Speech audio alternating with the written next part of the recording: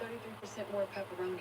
Oh, that sounds good. Well, you walk out with the new Hot Ready Classic with 33% more pepperoni. Pizza, pizza.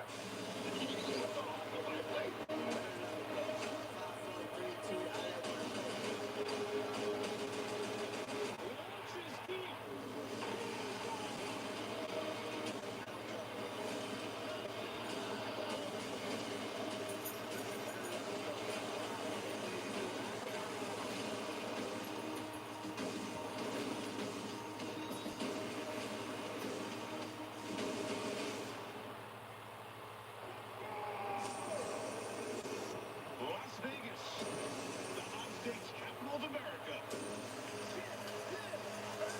Here in Vegas, the 4 is king. That's head. It's surprising. Caught in the end zone by Mike Williams. This is just insane. We are going to overtime. Chargers take a timeout. Are playing, just let the clock run out, and the Chargers took the timeout. So it's going to come down to this. Snap good, hold good, and Raiders in, Chargers out. Here we go. The NFL playoffs begin today with Super Wildcard Weekend, of course, followed by the divisional round next week, Conference Championship Sunday, the Pro Bowl, and then Super Bowl 56, Valentine's Day weekend, Sunday night, February 13th, from SoFi Stadium in Southern California on NBC. Playoffs begin on NBC. Here coming up shortly as well with the Raiders and Bengals, but we'll see who wins the AFC, along with seeing who wins the NFC, because come that Sunday night, February 13th, from SoFi Stadium, Southern California, we'll see the AFC champion take on the NFC champion for the Lombardi Trophy to crown this year's NFL champion. Thank you for tuning in and listening to my NFL playoff preview and NFL playoff live watch along reaction live here on YouTube. As always, I'm your host, Encyclopedia Sports, Cohen Luke 96. Be sure to like, follow, and subscribe on social media. Links in the description below. That thumbs up button. Share hashtag NFL, hashtag NFL playoffs. Chat questions and comments, super chats, super stickers. Always greatly appreciated as well. The AFC will run through Music City, USA, Nashville, Tennessee, as Tennessee Titans have number 1 overall seed.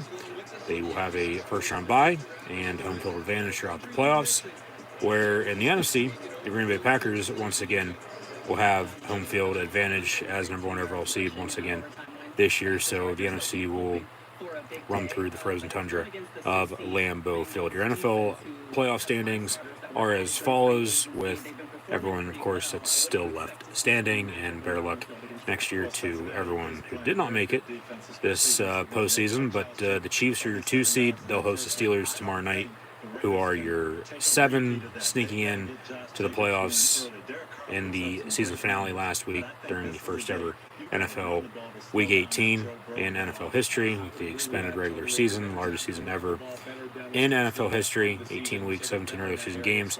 But after winning and then getting some help, Pittsburgh's in at 7. They play at Kansas City tomorrow night, also on NBC. Got an NBC and CBS game here today, with the Saturday doubleheader, tripleheader tomorrow on Sunday.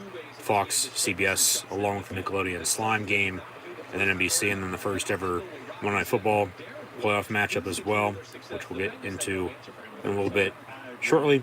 The Bills, they're 3. They host the Patriots actually later on tonight from frigid Buffalo. However, coming up next, as the playoffs will also begin with a 4-5 matchup. Super Wildcard Weekend will begin and end with a 4-5 matchup in the AFC and NFC, respectively. Got the Bengals hosting the Raiders, as the Titans, Chiefs, Bills, and Bengals are, of course, your divisional winners, and then your wild cards 5, 6, and 7 are the Raiders, Patriots, and Steelers. So Raiders, Bengals coming up shortly, and then, as mentioned, Super Wildcard Weekend, expanded playoff format for second straight year as well, 14. Rather than the old 12 of the 32 teams now in the playoffs. But come Monday night on ESPN ABC, we'll have the Rams host the Cardinals, so that's also a 4-5 matchup there. But as mentioned, with the Titans having a first-round bye as number 1 seed in the AFC, the Packers have a first-round bye as number 1 seed in the NFC. So both those teams off, not playing this weekend.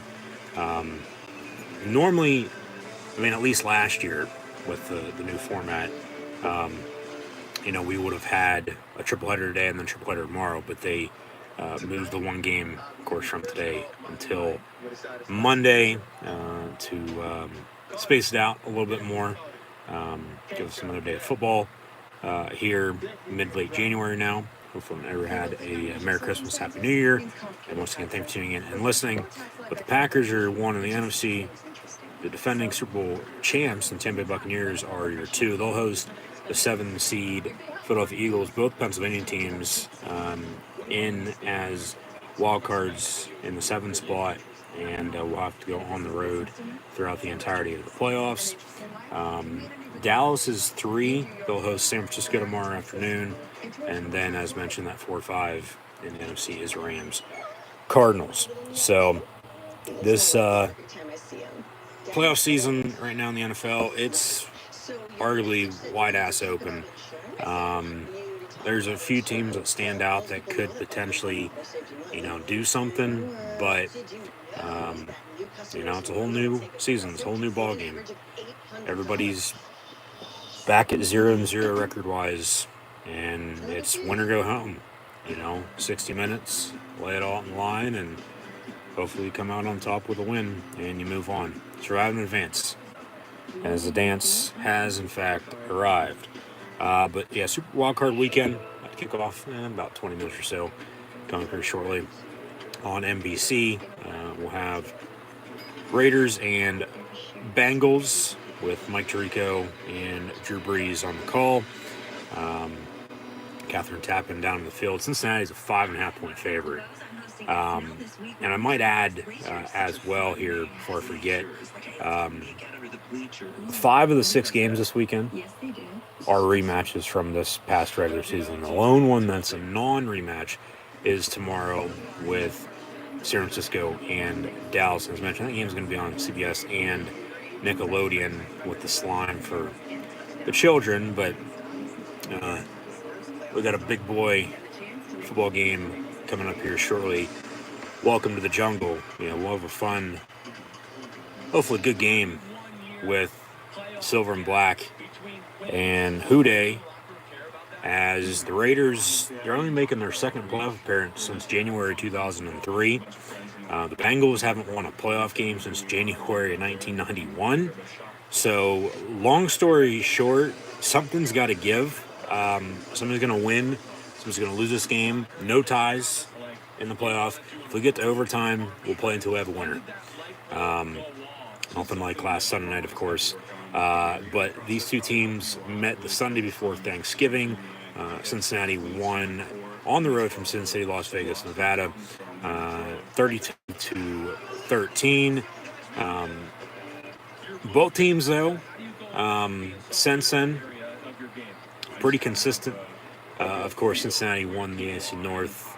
The Raiders win or tie last week. They were in the playoffs, but they won. The Chargers are out. That's how the Steelers are in. And thank you to the Raiders.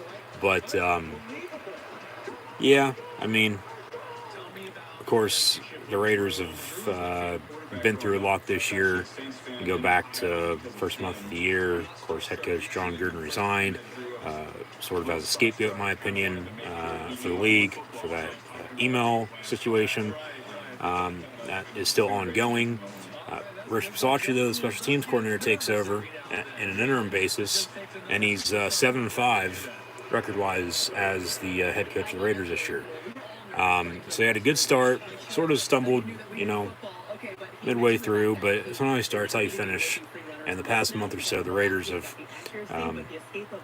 put themselves in a good spot to just finding ways to win games. Just win, baby, of course, as Al Davis once said. They've won on, I don't know how many game-winning field goals this year, home and or away, more so not on the road. The Raiders have been able to win on the road, more so than not, in the Midwest and also in the state of Ohio. That Saturday game before Christmas was postponed to the Monday afternoon before Christmas. They went to Cleveland and won on a game-winning field goal. Who says they can't do it again here today? We'll see. Only time will tell. As always, something's got to give. We'll see what it does. Yeah, only their second playoff appearance since January of 2003, so almost 20 years. It's been 30-plus years, though, since the Bengals won a playoff game. So until they do, in my opinion, it's a little hard to pick them, especially this season, even with winning the AFC North. They've been up and down. So not knowing what Cincy team, we're going to get, whereas the Raiders, just as mentioned, they've found ways to win. Whether it's gone to overtime or not, hell, even almost tying last week, they found ways to win. And that's all that anybody ever remembers anyway. It's all that matters, whether you won or lost, especially in the playoffs. So just win, baby. Someone's got to give once again. I think the Raiders are going to win this game here today. Later on tonight, though, 8 o'clock on CBS, we'll have the Patriots and Bills from upstate Western New York in Orchard Park. Bills are a 4-point home favorite. Team split their 2 meetings this season, actually just within the past month. They met early December on a Monday night, and then the day after Christmas, in which both road teams won. New England won 14-10. That game, of course, it was cold, snowy, and windy. Tonight, it's going to be damn cold. It's going to be about 5 degrees at kickoff later on tonight. So we'll see how the weather factors in once again. But remember then, Mac Jones only attempted 3 passes and completed 2 of those. Is 2 for 3 for 21 yards passing. They ran for almost 300 yards on the Bill defense. So Buffalo's going to have to, as they were still in the game, going to have to step it up a notch. One little thing here or there potentially could win it. Big player too. I expect a lot of, in both these games here today, though, a lot of running the football, open up the play action, take your deep shots every once in a while, maybe trick play or 2, but play good defense, rely on your special teams. But yeah, it's going to be damn cold tonight in Buffalo. New England won 14-10 on the road, and then Buffalo returned the favor after Christmas and won at the Pats from Gillette Stadium in Foxborough 33-21. This is actually the first playoff appearance for the Patriots, though, without Tom Brady on the roster since January 1999. And it's the first meeting in the playoffs with the Patriots and Bills, and second overall come later on tonight since 1963. In Boston, as they were known then, the Patriots won 2 of the 3 meetings that year, and they already won at Buffalo this year. So, once again, something's got to give there, but I feel the Patriots are going to win another close, hard-fought, low-scoring defense showdown with turnovers and special teams as a difference later on tonight. Now into tomorrow.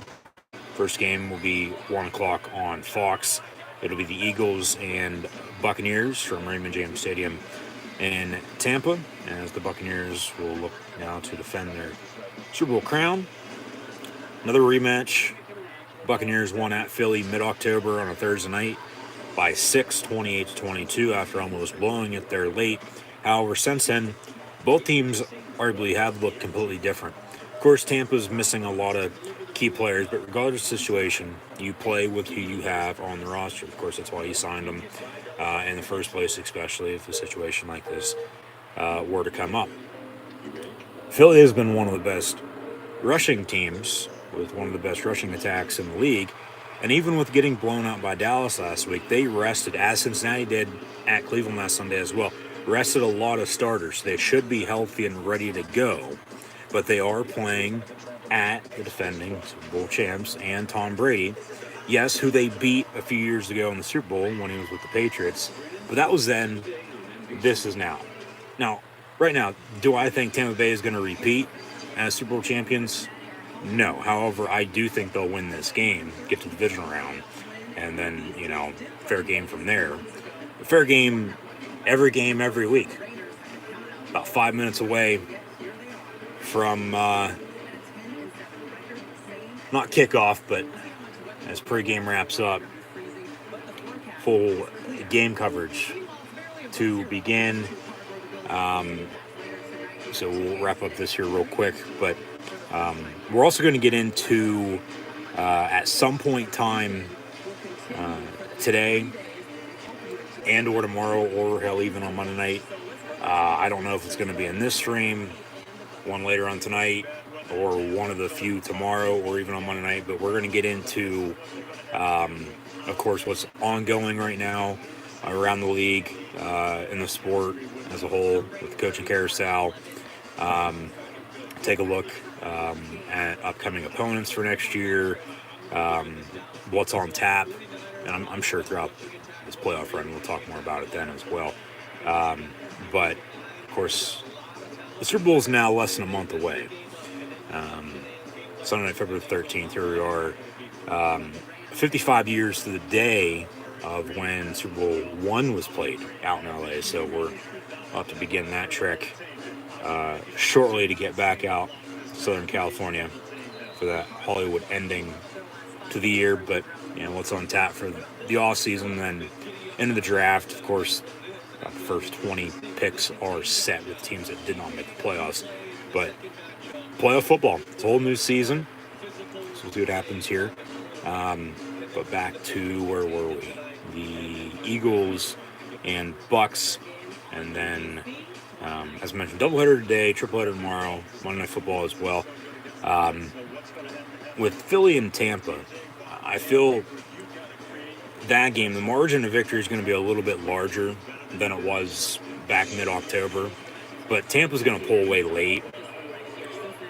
Buccaneers, though, they're going to have their hands full from the start if they can't stop the running game. As mentioned, Philly has one of the best rushing attacks in the league right now. But in the end, the Buccaneers find a way to win, more so than not, because of experience. They've been in situations like this, especially Tom Brady and Bruce Arians, compared to Jalen Hurts and Nick Sirianni. But and you'll hear the rest of my picks here shortly. But as Tampa, of the 3 games so far, only home team I have winning. Will that stay true? Only time will tell. We'll see. I think a few road teams are actually going to win on the road this weekend, and have the NFL world buzzing early next week.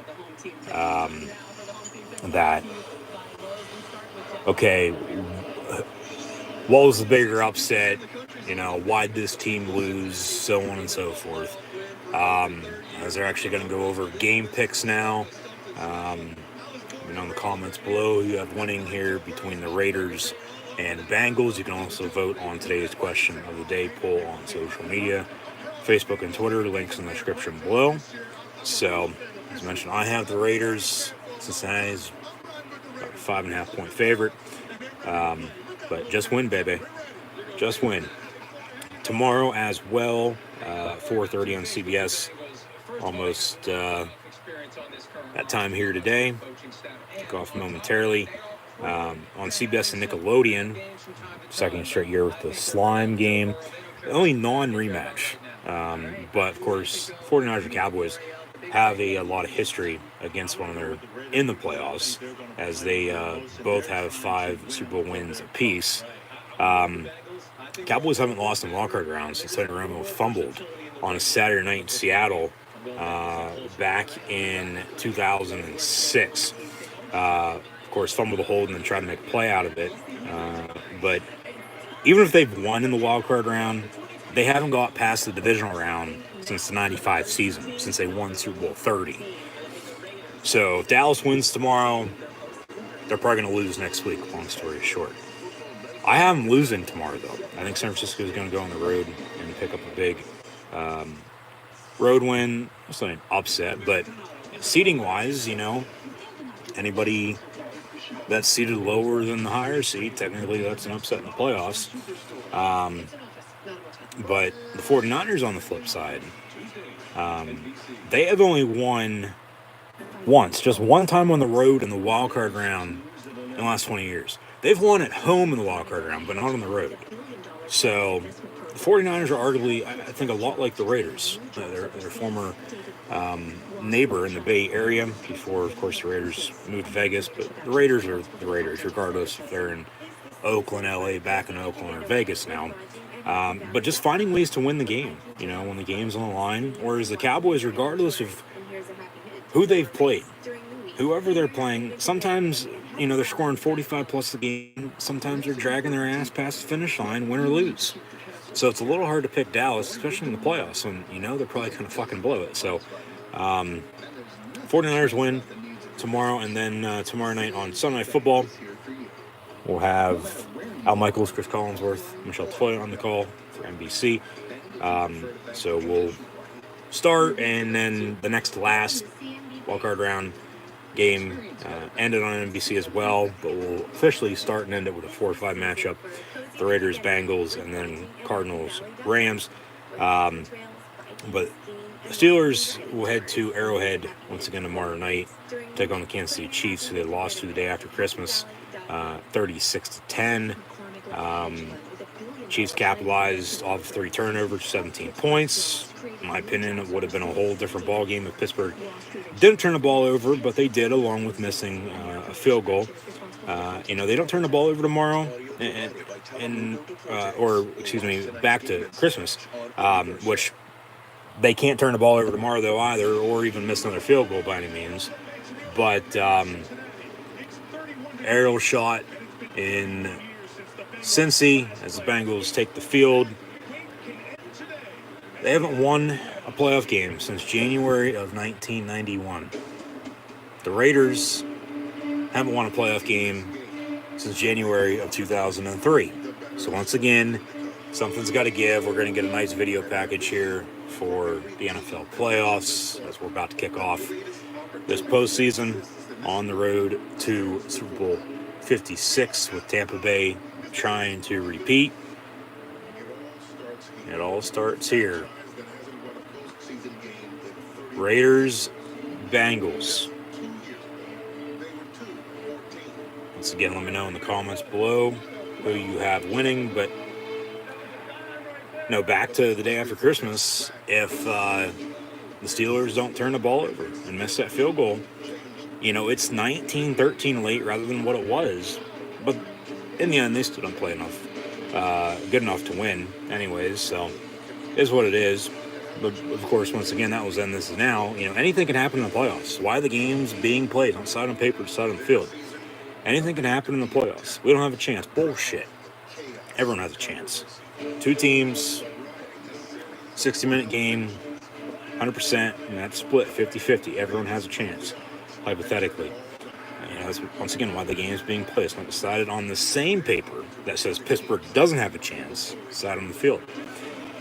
Let's play and have some fun in what could be Ben Roethlisberger's final game. But as we both thought and said that recently, the black and gold are still standing like the Steelers they are. I'm telling everyone right now, don't be surprised if Pittsburgh wins at Kansas City tomorrow night in the playoffs. They've done it before. Why not do it again? It was the bus's last ride in 2005, having to go on the road throughout the entirety of the playoffs before winning Super Bowl 40. This is Ben's last ride, it seems like, and let's do the same damn thing and get him to Southern California for that Hollywood ending, climbing that stairway to 7 for number 7 as the Steelers. If they would get to the Super Bowl, they'd become, as they were also the first franchise with 6 Super Bowl wins, they'd become also the first to 7. So here we go, Steelers. Here we go. Steelers win tomorrow night, and then on Monday night, we got the Cardinals and Rams in a 4-5 matchup as we're about to kick off a 4-5 here as well with Raiders and Bengals to begin this postseason once again. Talk about splitting, win a piece as another rematch take place on Monday night. Divisional opponents for the 3rd time this year. Both road teams won those games as well. Arizona won at LA earlier in the year, 37-20, and the Rams returned the favor about a month or so ago now on Monday Night Football, 30-23. So arguably, hypothetically, we could say the first team to 30 is going to win this game, even though the Rams playing at home. They really don't have home field advantage. We saw that last week when the Niners rolled in and beat them. And the Cardinals are 8-1 on the road this year. So I think the Cardinals are going to win come Monday night, but we're about to kick off the playoffs here shortly. Once again, Tirico and Breeze, along with KT down on the field. Wild card round about to kick off. Divisional round next week. We'll have doubleheader Saturday, doubleheader Sunday. And then the Titans and Packers will host the lowest remaining seed from the winners this week. However, of course, you'll have to tune in for some live watch-along reactions then for predictions on who I have winning in that respective round in the conference championship the following weekend to end the month. Of course, before we get to the Pro Bowl, it's meaningless anymore. And then the Super Bowl.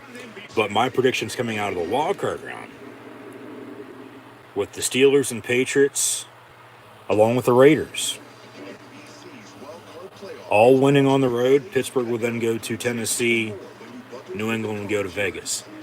NFC side of things, 49ers in Green Bay, Arizona and Tampa Bay.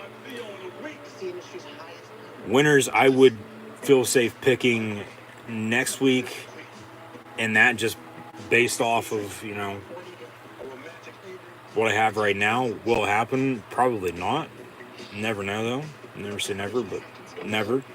I would think the Steelers, because they already beat the Titans, would beat them again.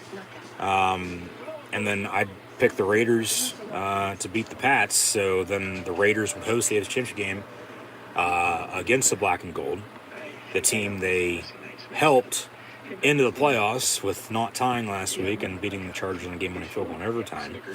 So that would come full circle.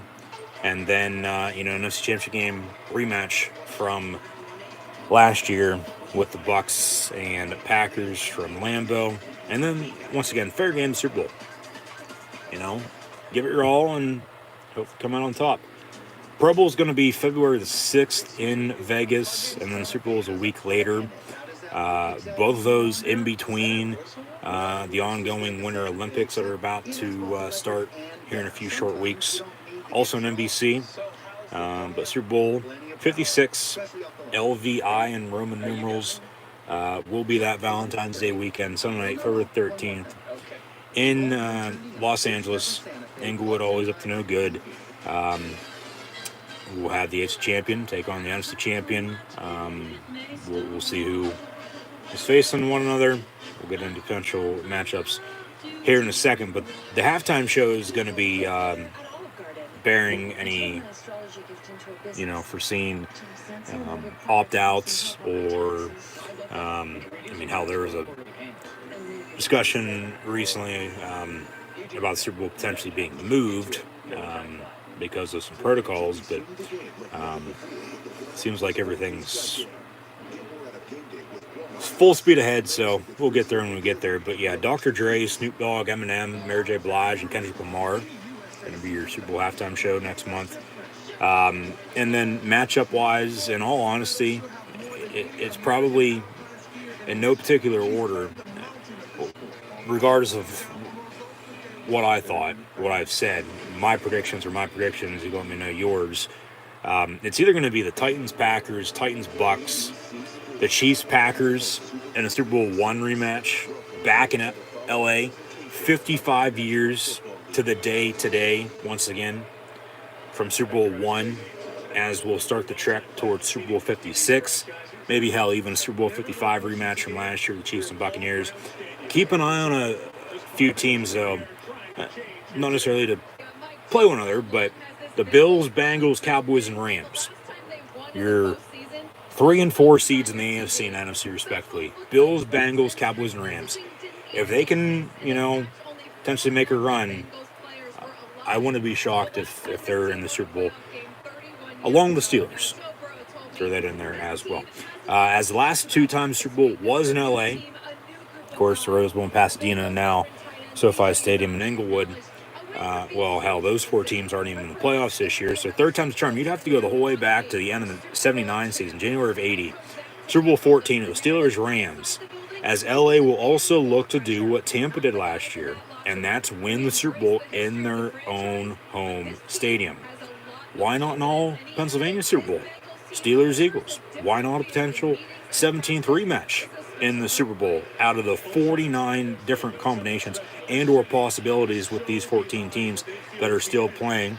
Or why not a regular season rematch just like last year with the Chiefs and Buccaneers, and then with Chiefs-Packers from this year probably at the or towards the top of that list, especially with Rodgers, of course, having missed that matchup back in November due to the absurd protocols. But I'm not even going to go there. Just hopefully everyone's doing well and staying safe and, living your life as you wish, not being controlled. But I'll digress. Hell, maybe even Brady Belichick.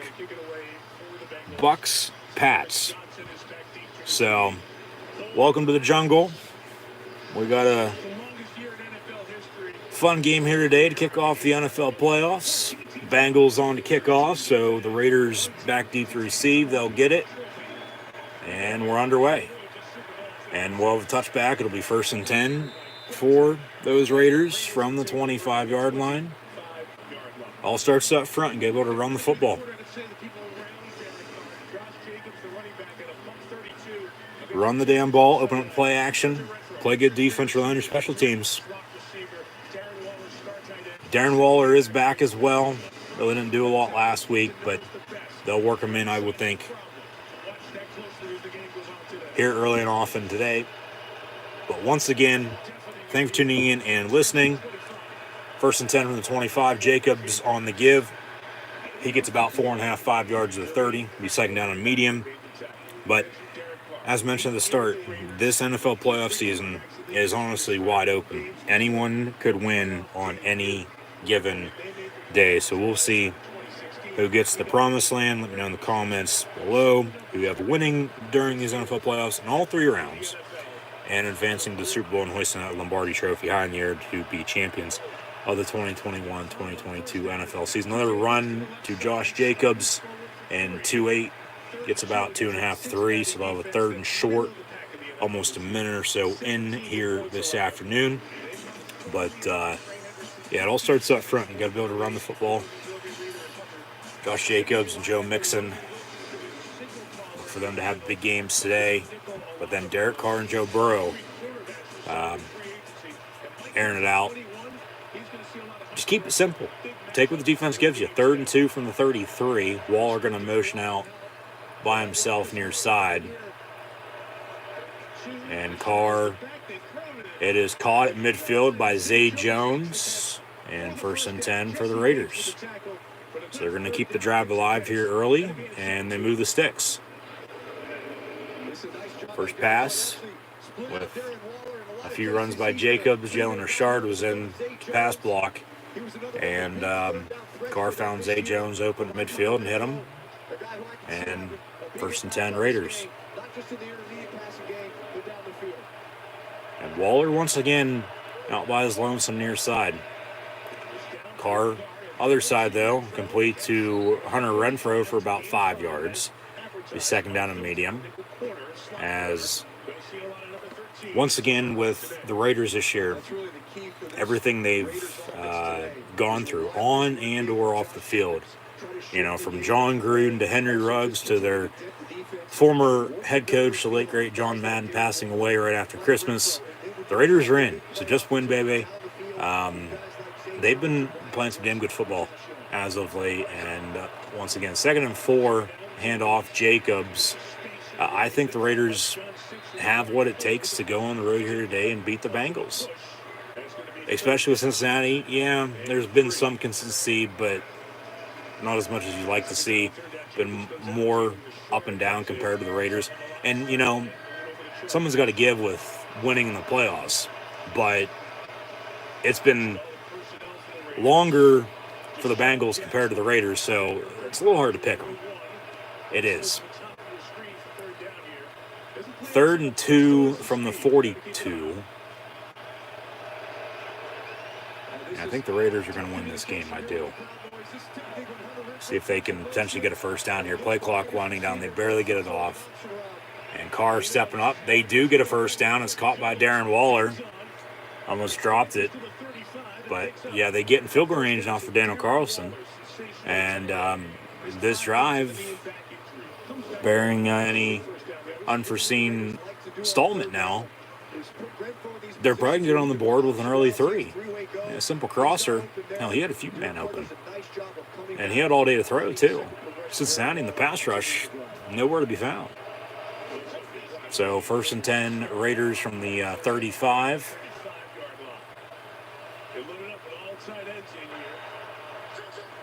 And they'll fake the run to Jacobs. Carr going to dump it off to him.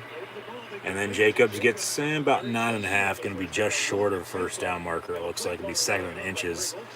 So, nice 4-minute drive here for the Raiders to begin the game. They're driving downfield and looking to strike first.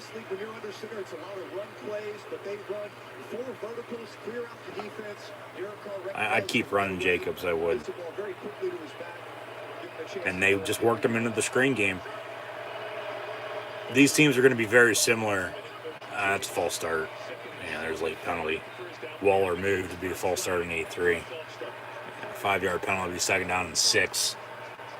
Yeah, that's a good call. No, but both these offenses are going to be more similar today than not. And it's really going to come down to what defense bends doesn't break when this game's on the line. You know, big player too late. And especially more so than not, too, later on in that game with New England and Buffalo, too. So it's wide open. I mean, there's not really a single team that, other than probably the Packers, that could potentially make a run and just blow everybody out. Win, win, win, win, win. If you're playing the wild card round, you need 4 wins to win the Super Bowl. You got a first round bye. If you're Tennessee or Green Bay, you need 3. So a 3-yard pickup there. One play after the penalty. Now they got a 3rd and 3. Under 10 to play in this opening quarter. They're in field goal range, so they've done a good enough job to this point. Penalty backed them up there, but see if they can convert another 3rd and short here. Trips near side from 28, 3rd and 3. They need 25 for first down. Play clock once again winding down at 5. And they'll get it off. Carr going to roll out near side. And it'll be almost picked off, incomplete, intended for Hunter Renfrow. And 4th down, and here comes Daniel Carlson for a field goal. This should be from about, we'll say 45, 46 yards. Maybe a little bit of defensive hold, but he got back to the ball and batted it down. And yeah, it was the pressure from Cincinnati up front to force Carr to roll out to throw it. Officially from 47, okay. Kick's going to be up and good. So the Raiders are on top by 3 here early today. 3-0 silver and black with 9:23 to play in this opening quarter. So they drive and score. Get on the board with a field goal. And, the Bengals going to get it for the first time when we return. So once again, thanks for tuning in and listening. My live watch-along reactions live right here on YouTube as NFL playoffs are now officially underway. We've got a wild card matchup here with the Raiders and Bengals as touchback on the opening kick. They drive about 50 yards or so, and get on the board with a field goal. Cincinnati play a little bit better defense there late compared to the start of the drive, but as Carr's 4 or 5 for 40 yards passing, Josh Jacobs has 4 carries, 11 yards rushing. They need to keep running the rock, run the damn ball with them. The penalties sort of hurt them. They had a 2nd inches and a false start. they probably got a first down, new set of downs. A couple more plays. I mean, the drive still might have stalled. I mean, of course, you would have had a closer field goal, if so. But, it worked out, and they got on the board with 3. But in the end, as this game will progress, you're not going to be able to settle for field goals all the time. You're eventually going to have to punch in for 6, especially on the road to the playoffs. So, Raiders are on top 3-0 against the Bengals. So we'll see what Cincinnati's got when we return. But yeah, just once again, thanks for tuning in and listening. Short, quick NFL play preview there before we kicked off here today. But yeah, once again, thanks for tuning in and listening to my NFL playoff Raiders Bengals live watch along reactions live right here on YouTube. As always, I'm your host, Encyclopedia Sports, Cole Hannon, Luke 96. Be sure to like, follow, and subscribe on social media. Links in the description below, the thumbs up button. Share hashtag NFL playoffs, hashtag Raiders, Bengals. Chat questions and comments, super chats, super stickers, always greatly appreciated as well. And now the Raiders are on to kick off, so well, the 1st and 10 for the Bengals. Probably going to be a touchback from 25, so Joey B, the Tiger King himself. We'll see how great the Bengal Tigers are today, but they just gave up a 5.5-minute drive and a field goal to the Raiders there, so they got cooking on offense. Kickoff, we'll actually have a return from the 10, and then only a return to about the 23, 24-yard line. So, I mean, not that much of a difference, but 1st and 10 for the Bengals. We'll start this drive with 9:18 to play in the first. And, weapons. It's Joe Burrow, Joe Mixon. They got a trio at wide receiver. Of course, C.J. Uzomah returned after an early season injury. Got to be able to block for him, though. They're going to start out the empty, 5 wide. And, 1st 10 from 25 officially. That pass going to be incomplete. 10 for Jamar Chase. 2nd and 10. And Joe Burrow from Ohio State to LSU, number 1 pick. He's a few former college teammates of his on this Bengal offense as well. Jamar Chase. T. Higgins, a former Tiger from Clemson, but now a Cincinnati Bengal. Tyler Boyd as well. That pass going to be caught by Chase. Be an 11-yard pickup, so 1 and 2 for 11 for Burrow now. Yeah. 2, yeah, exactly. Breeze and Greg Olsen. Those are your former players now that are up and coming. Not even up and coming, I shouldn't even say that, because they were damn good on the field. And they're damn good as broadcasters, as color commentators. So, yeah, 2 straight empty 5 wide sets, incomplete, and then 1st down for 11. They run it there for Mixon for about 3 or so yards. So 2nd and 7 here. But clear skies, sun's out, about 30 degrees. Hopefully everyone's doing well and staying safe, and will continue to do so over these next few days, depending on where you're at, with the first major winter storm on the way. It's going to be cold later on night, but Burrow's starting to heat it up. Another pass complete to Jamar Chase. Another Bengal 1st and 10. That went for about 10 yards as well. Make it 15. And, 1 foot in, he toe tapped his other. Yeah. Nice catch by Chase. Preseason, everybody was saying, he can only catch footballs that have white stripes on them.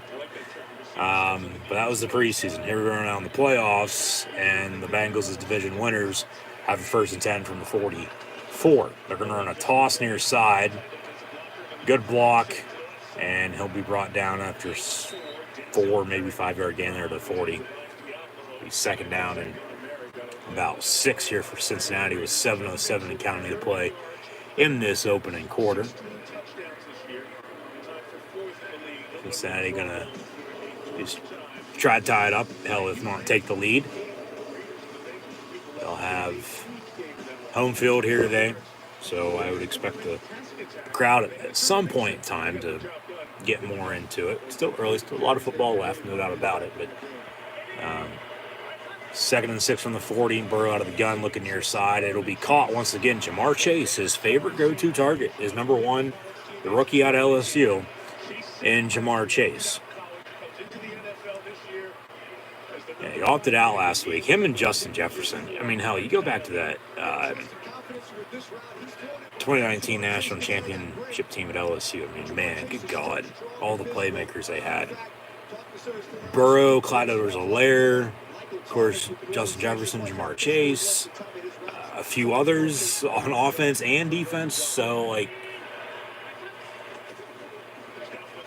the SEC and the Big Ten is they're going to run a screen near side, and Mixon's going to get a big 1st down inside the 15, down at the 10. They'll have 1st and goal, it looks like.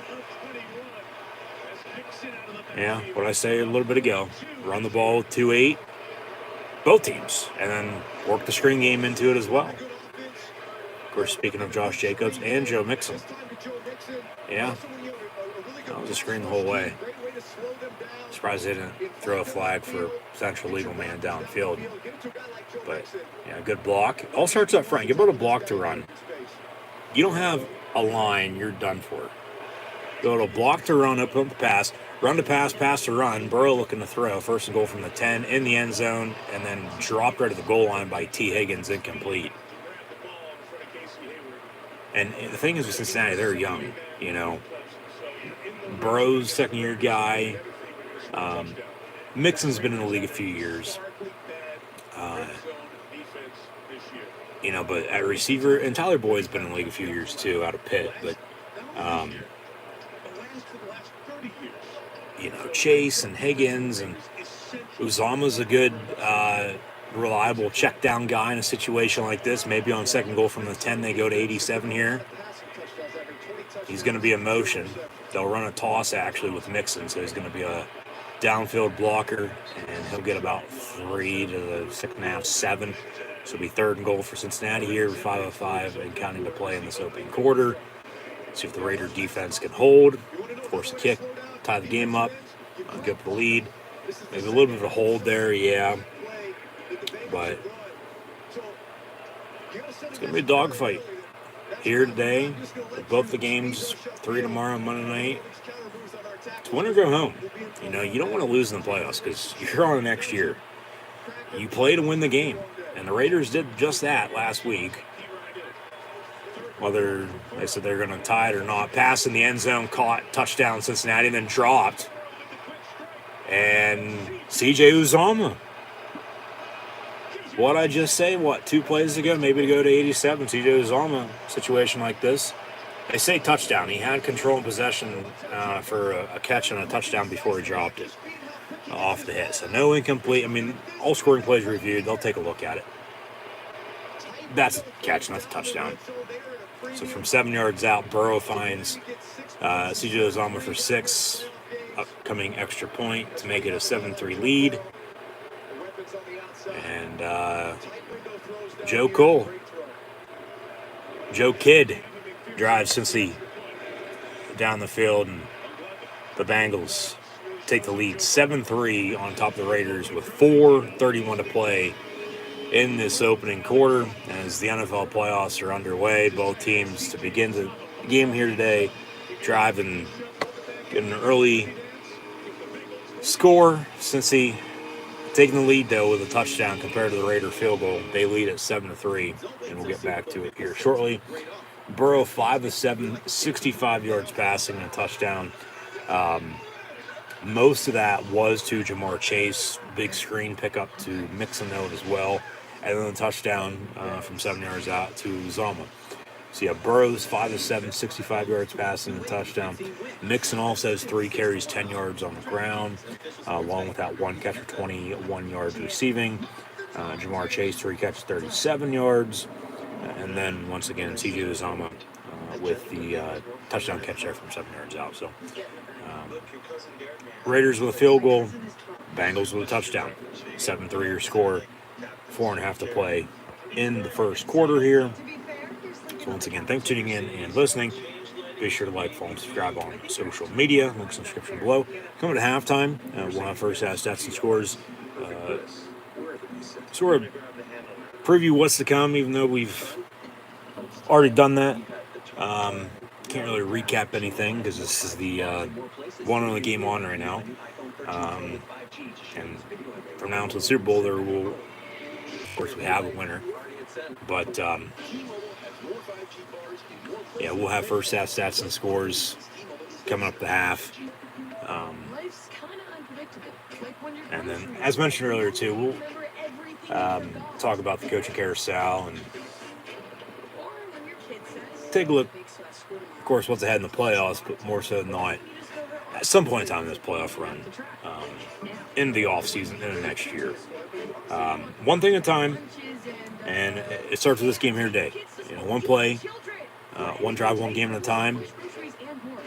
We'll see what it gives, especially with the long playoff droughts for both these teams, not having one in almost 20-plus years for the Raiders in the playoffs and 30-plus years for the Bengals as well. So, of course, why the game's being played. I would think as always, we could decide on paper who's going to win. We'd always have our favorite teams win, no doubt about it. But, with how the media is, it's always your favorites. But that's why you play the game, because damn well there's going to be an upset or two this weekend. Just don't know who it's going to be. And that's why I said earlier, I have 5 of the 6 road teams winning. I think Tampa is going to be the only home team to win from now until Monday night. I do. That's how wide open it is.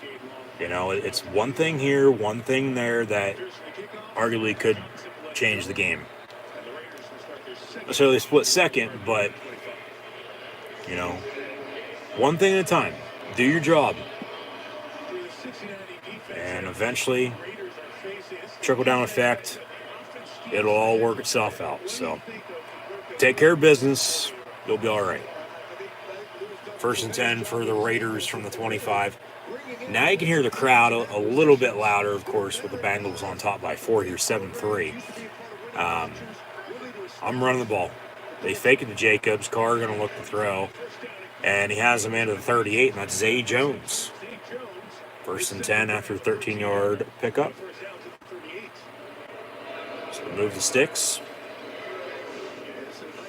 We got Marv from Home Alone taking on Kevin from Home Alone in these 2 quarterback spots today, but I'll digress. Raiders in their road whites, silver and black on the road in the jungle on the Bengals. 1st and 10 from 38. Carr once again looking to throw. That's a little high and complete out of bounds.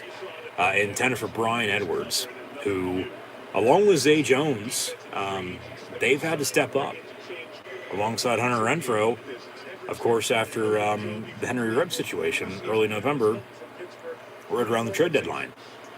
And then, Waller's back at tight end. They have a couple-headed monster running back, along with Marcus Mariota, the backup quarterback in the ballgame now. And actually, they get Cincinnati to jump off sides. Actually, they're going to say false start first off. So, a little movement up front, 5-yard penalty. Second false start of the game for the Raiders will be 2nd and 15 now. 3:47 to play here in this first quarter. So penalties hurting the Raiders right now. Run the ball, get yourself in a third and doable. Yeah, Mariota was in at quarterback. I don't know what they were going to run there. Probably just a simple RPO, whether he was going to keep it for himself or pitch it. Maybe hell even pass. The pass was there when they ran that play. It seemed like every single time last week, but they didn't give him the chance to throw it, or he didn't want to. They just were running it and it was getting stopped. So they have that up their sleeve, potentially a Swiss Army knife. They want to use it. That pass going to be caught for 7 yards from number 4, Derek Carr, to 13, Hunter Renfrow. And now with 3:23 and counting to play, they have the 3rd and 8, down 4, 7-3. See if they can keep this drive alive or if the penalty is going to cost them again. From the 40, 3rd and 8. Carr looking to throw, steps up, and he gets hit. Strip sack, Bengals on it. And Cincy going to have a early defensive turnover recovery, and they'll have a 1st and 10 at the 15-yard line. So talk about the pressure that wasn't there on the opening Raider drive. Yeah, Carr never saw that coming. And then Trey Hendrickson, the former Saint, of course, Breeze putting him over because they're former teammates down in New Orleans. Hits him on the sack, strip sack, ball comes out, and then Cincinnati recovers, so 1st and 10 to 15. Now looking to really do some early damage here and go up at least a touchdown with a field goal, if not 11 with a touchdown. So, 1st and 10 from the 15. Boyd in motion. They're going to run it. Mixon going to cut back and get to the 10 for a 5-yard gain. I keep running it. I would. I don't know why, the Raiders are, at least early right now, putting the game in Derek Carr's hand. Yeah, he can win you games, but he can't do it all for you. And then especially on the road, down in the playoffs, with no running game, he's going to have to do it all for you come second half, and it's just going to be too much. And then you're going to be in for it. And since he's going to, necessarily pull away, but they'll find a way to win that. Out of the eye, they fake the under and toss near side. Mixon going to get in about 2 yards. Crosby on the tackle. So 3rd and short, about 3rd and 3. But as we near this end of the first quarter, since he's going to try to capitalize now off the turnover. Whether it's a field goal to go up 7 once again or a touchdown to go up 11, we'll see. 3rd and 3 for the Bengals. It'd be big for the Raiders if they get up off the field and force a kick and not only, be down 7, but then we'll have to see if that 3 points, or hell, even 7 points, comes back to bite them. Early movement up front. Yeah, started to snap the ball and everybody else moved. 5 yards on a false start. 5 yards, replay down to be 3rd and 8. 3rd and 8 for the Bengals. $1:44 to play in the quarter.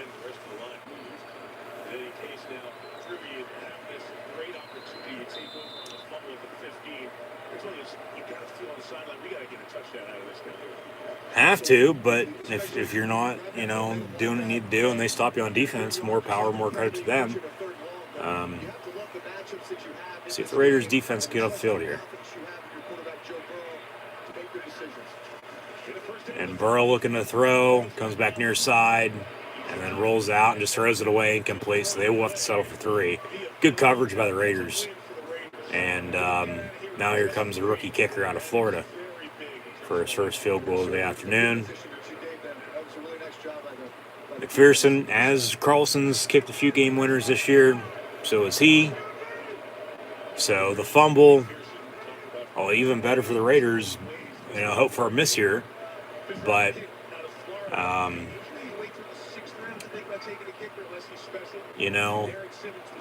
31 yards out, the Raiders are going to be down 7 here. Minutes to play in the quarter. And early turnover is going to cost them.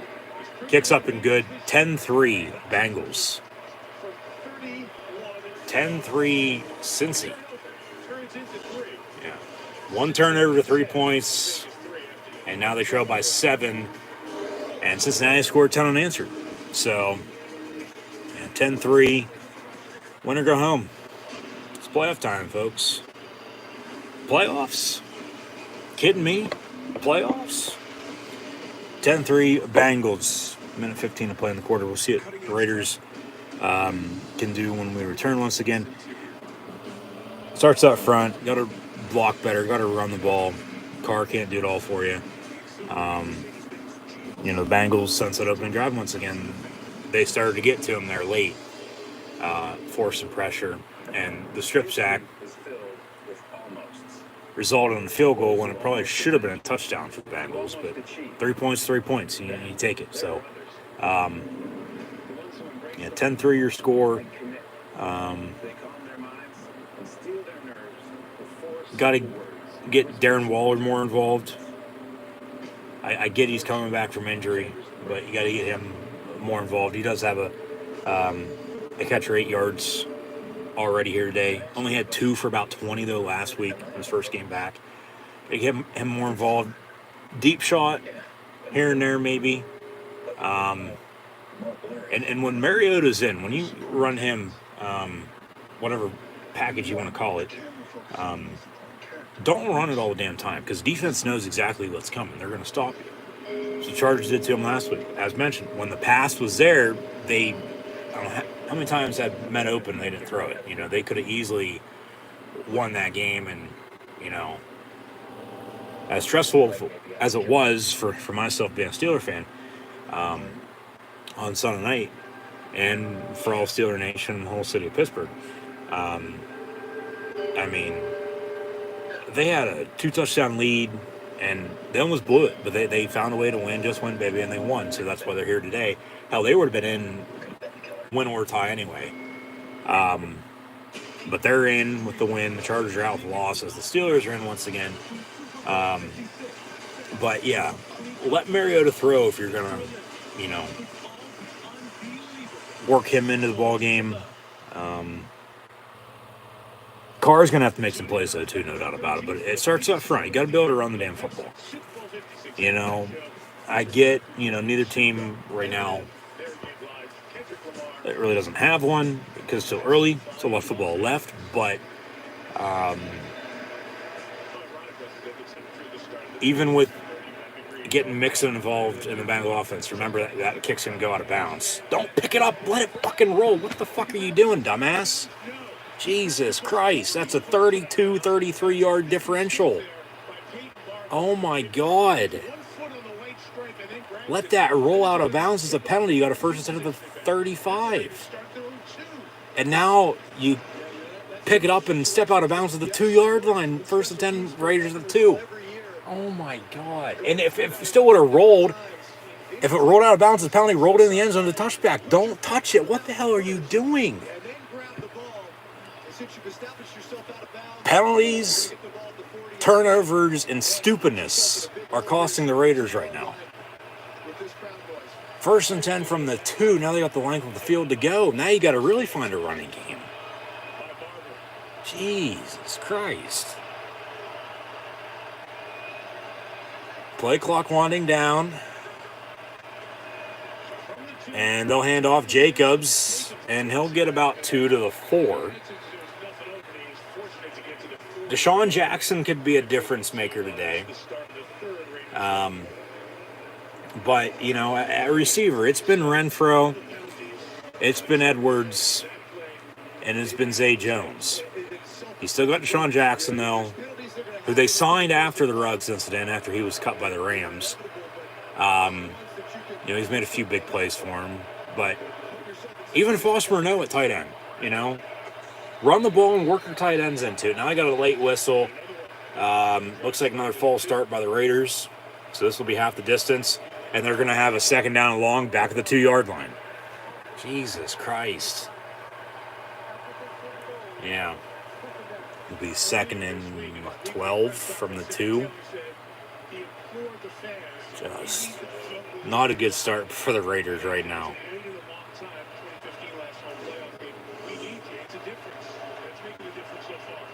Yep. Right tackle moves. It's a good call. All right. Back to second and 10 from the 2-yard line. So that run Jacobs had basically didn't happen because of the penalty.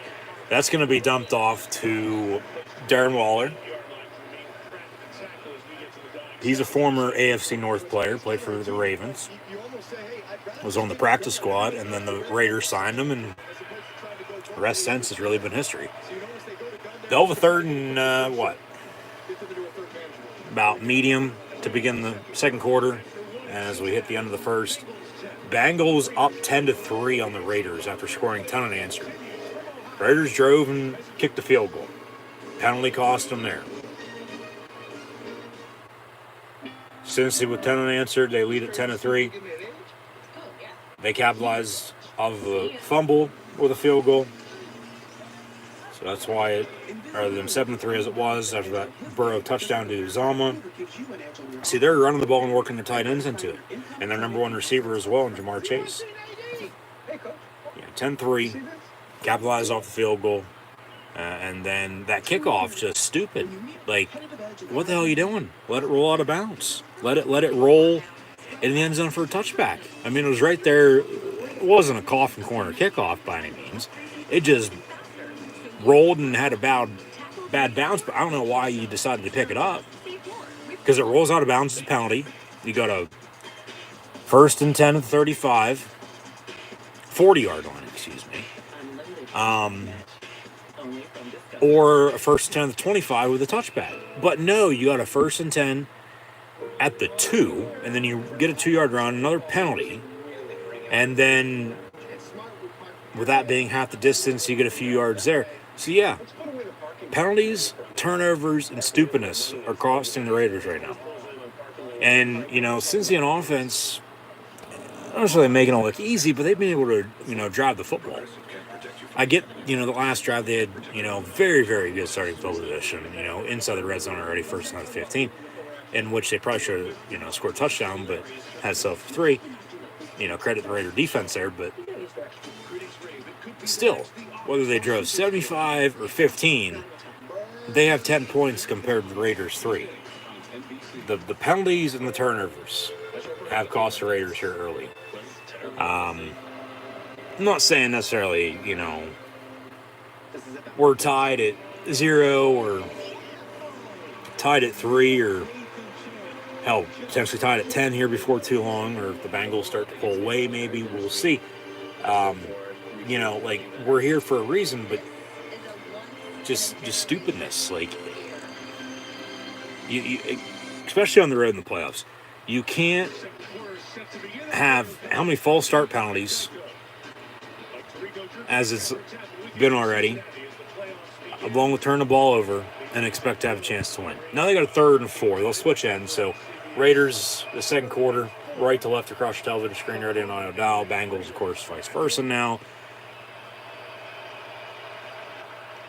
Renfro going to be in motion. Carr in the gun. Going to go down on the sack, and that's a safety right on the goal line. No. Right at the end line. So no safety. Another sack on Derek Carr, and they got a 4th and long, and they'll punt. First time either of these teams are going to punt now. If I'm Cincinnati, I'm, wanting to look at that. Forward progress. Well, he stepped up, and then he got taken down. I'd try to block this sucker. They don't. Kicks up and away. No, but I would have wanted to look at that,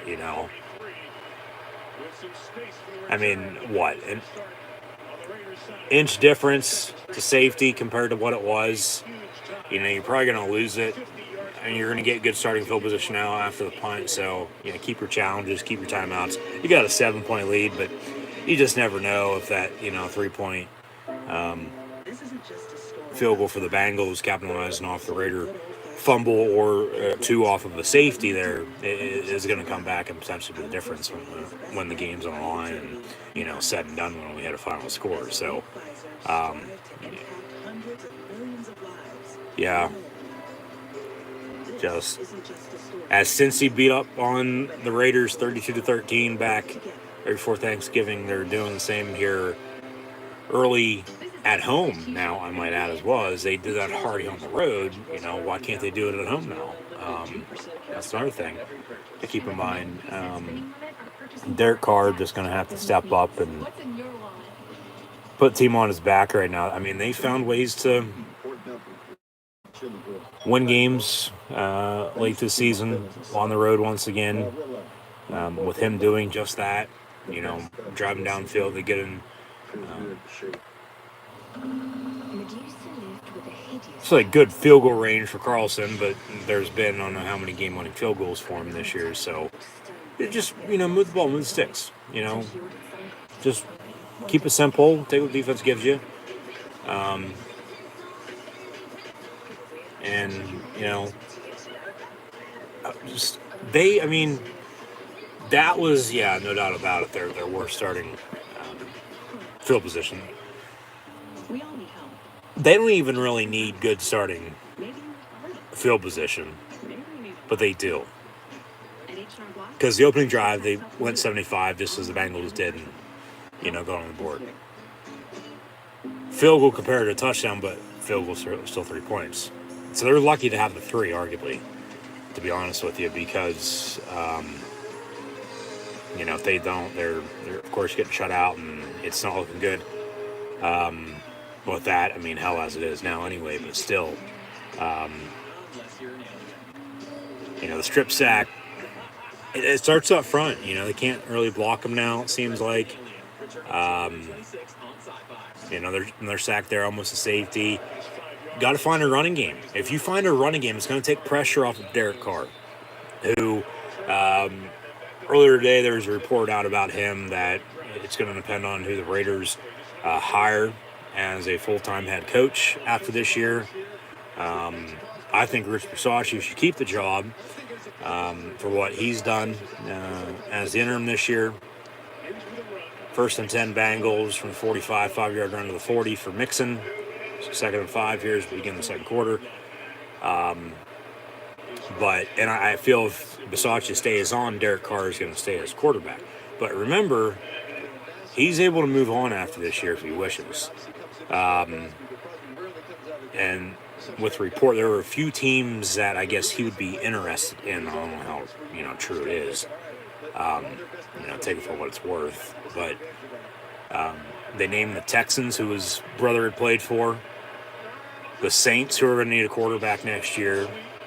I wouldn't mind Derek Carr in Pittsburgh as a Steeler fan. I want it. But it's the running game, You look at these great quarterbacks. 9 times out of 10, they have a running game. Yeah, every once in a while they're having to, drive and find a way to win the game, but they have a running game and a good defense. I believe the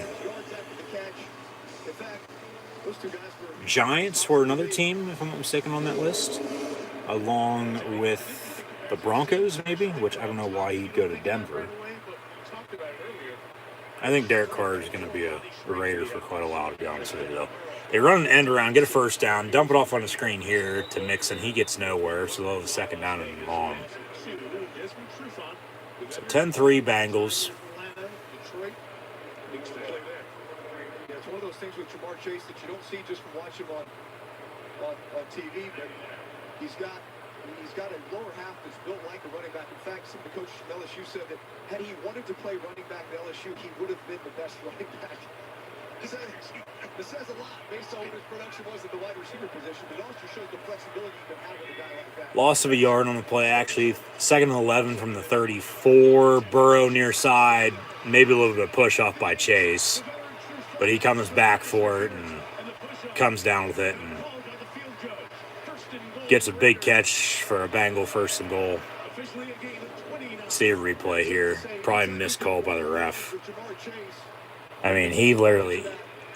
Yeah, that's a push-off. That's a penalty. You can't do that. That's offense pass interference. The ref's standing right fucking there, too. What the hell?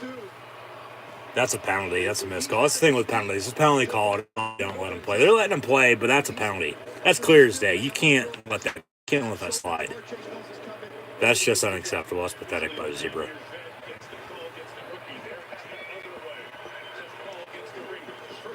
And First and goal, Bengals from the 6. Burrow going to roll out near side. In the end zone, incomplete. Intended for Mixon. They wanted a penalty for a defensive hold. Not going to get it. Ref's letting them play. I don't mind it. I like it. There was a three-man rush by the Raiders this time. You see them doing this more over these last couple games where they've been very bad in the red zone. So you think, how can we help this red zone defense? Let's drop another man in coverage, take away some of those underneath throws. Did a nice job of covering up all the routes, forcing the throw away. So second goal after the incompletion from the 6-yard line. Burrow gets a snap, hands off on a draw to Mixon. He gets about a yard. So third and goal.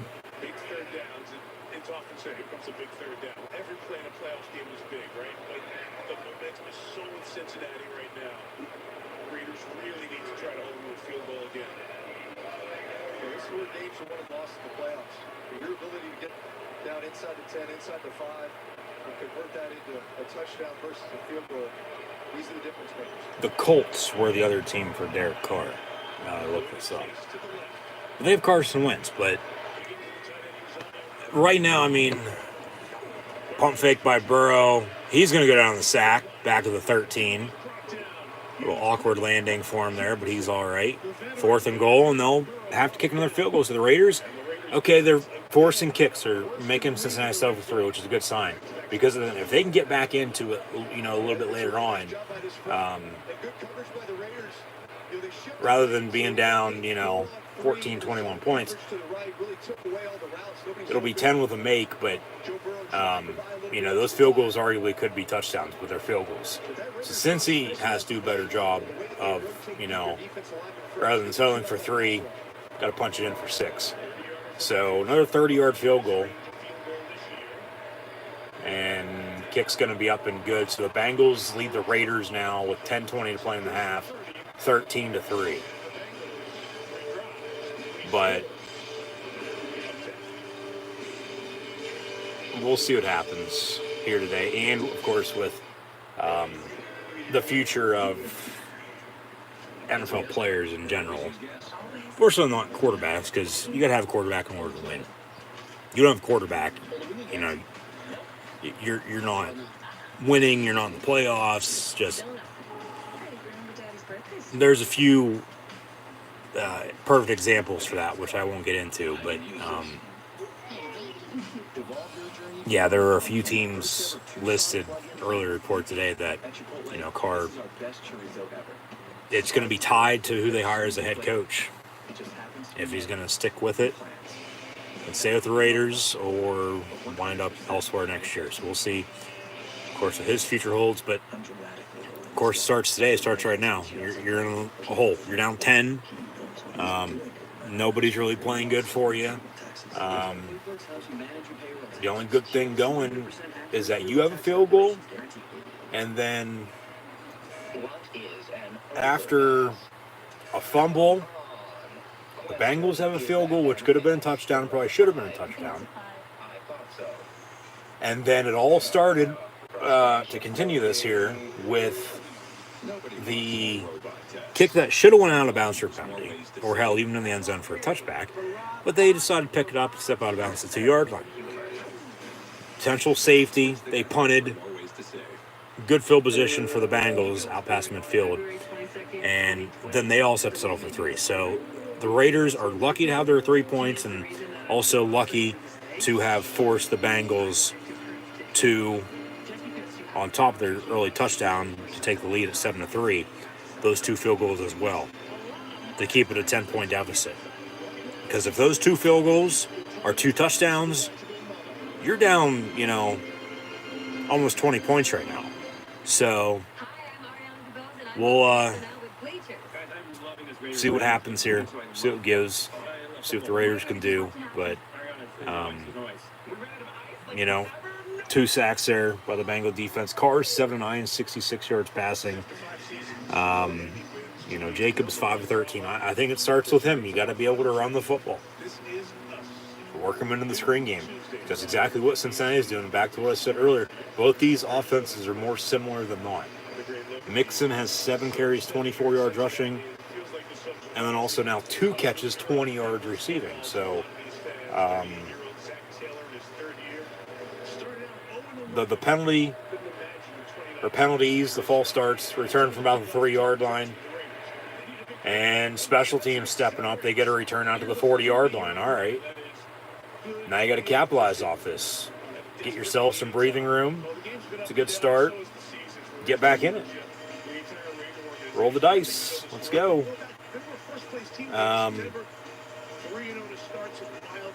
Yeah, it starts up front. You go to block, to run, work Jacobs into it. You know, Carr's going to have to make some plays, but the penalties, the false starts, a turnover, and just a stupid decision to not let it roll out of bounds has cost him. Hand off to Jacobs, and he gets about a 15-yard run up the middle, out past midfield. All right, 1st and 10, they'll move the sticks. You need some balance and consistency. You need to run the football. The way that you wanted to start this game, penalties that kill drives, not the 3rd and longs, which has allowed the Bengals to chew up that pass rush. That is what's going to neutralize this defensive front. Really, so 1st and 10 for the Raiders. Carr under center. We're good on the audible. Renfro motion, and they'll run it again with Jacobs. And he's got another big 1st down run inside the 30, 20, 15, and down at the 12. What did I just say? Run the damn football at Josh Jacobs.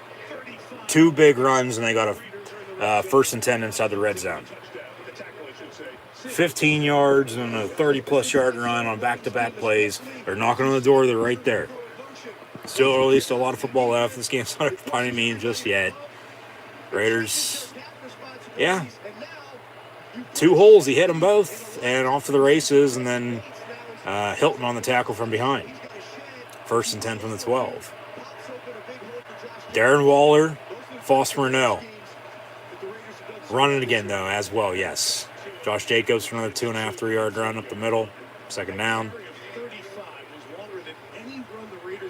Because if you can cut this back to touchdown deficit, if you have to settle for 3,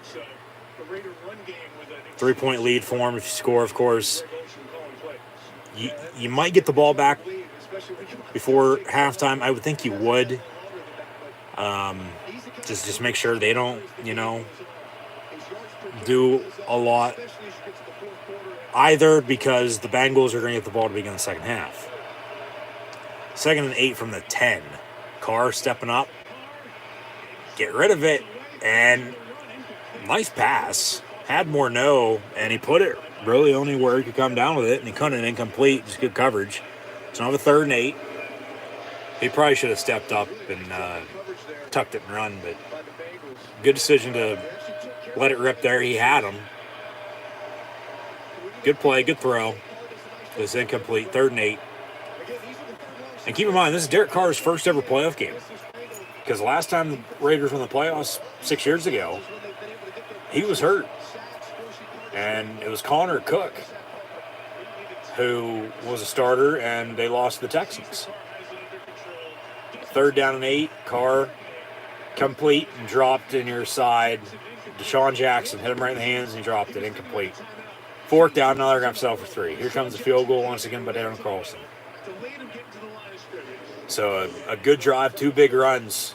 It all started with a kickoff return now, 1st down from the 40.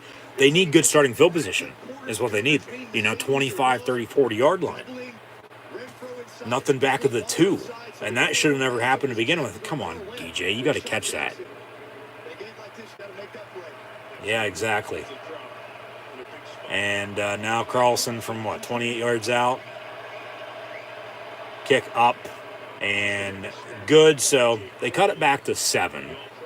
But as this game will progress, you're eventually going to want to quit cutting it. You're going to want to take the lead. You can't settle for 3 all the time. Eventually, you got to punch it in for 7. So 13-6 now, your score with the Bengals on top. Carr 7 of 11, even though Sheets is better, 66 yards passing. Few big runs, though, by Josh Jacobs on that drive. 8 carries, 64 yards rushing now for him. with that long 35 to get them inside the red zone. But drive stalls once again. Surprisingly, there weren't any penalty turnovers for them there, but they still got on the board with a field goal, so they trailed by 7 again, 13-6. So Cincy going to get it back.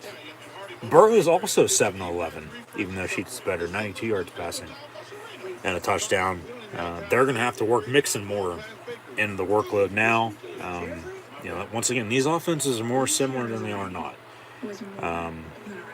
Not just because both running backs were 28, but it all starts up front. And this is for anybody in general, but I mean, two quarterbacks that, for the most part, are, play action pocket passers. They can tuck it and run if they need to, but they're not going to unless they have to. Whether it's under center or out of the gun, if you have a good running game, it's going to take pressure off, and you'll be balanced, you'll be consistent at it, hopefully. You'll move the football, and, eventually, hopefully you punch it in for a touchdown. But they're going to have to work Mixon more into the game plan now. You have a lead at home in the playoffs. Why not run the football? And then come second half, we'll see either of these teams, depending on how it shakes out from now until then, if they can run the football and they need to. Work the clock. Now, Cincinnati here, under 8 to play before halftime. Both teams still 3 timeouts, 2-minute warning to come. Already up 7. They could do some damage. And then also early second half, third quarter as well, because they'll receive to begin the second half kick. A couple more field goals, okay, that's good for the Raiders, but 2 field goals probably should be 2 touchdowns for the Bengals. 3, 4, 5 touchdowns, maybe. Middle third quarter, that's 35-6. But score now, score later. You're not far off. You're close to 30, probably 25, 28 points. Ball comes off the tee, so we'll re-kick. But, if I'm the Raiders on defense, I'm just going to continue to do what I've done the past 2 drives now. Because, of course, the opening drive, they drove and scored a touchdown. But since then, you've held them to 2 field goals. And you're lucky it's a field goal. Special teams game right now. It is. Because we've had 1 touchdown and then 4 field goals, 2 by each team. The Raiders are lucky to have their 6 muffed on the kickoff. That's a block in the back. And then return to the 18-yard line. So first and 10 for the Bengals from there, when it should be half the distance. But it'll be first and 10 Cincinnati. So, we'll see what happens here. But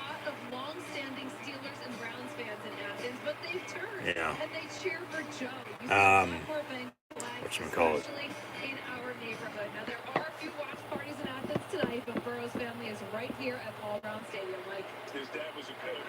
From the 18, first and 10, dump off Uzama on the reception for about 5, maybe 6. Second and medium here. So,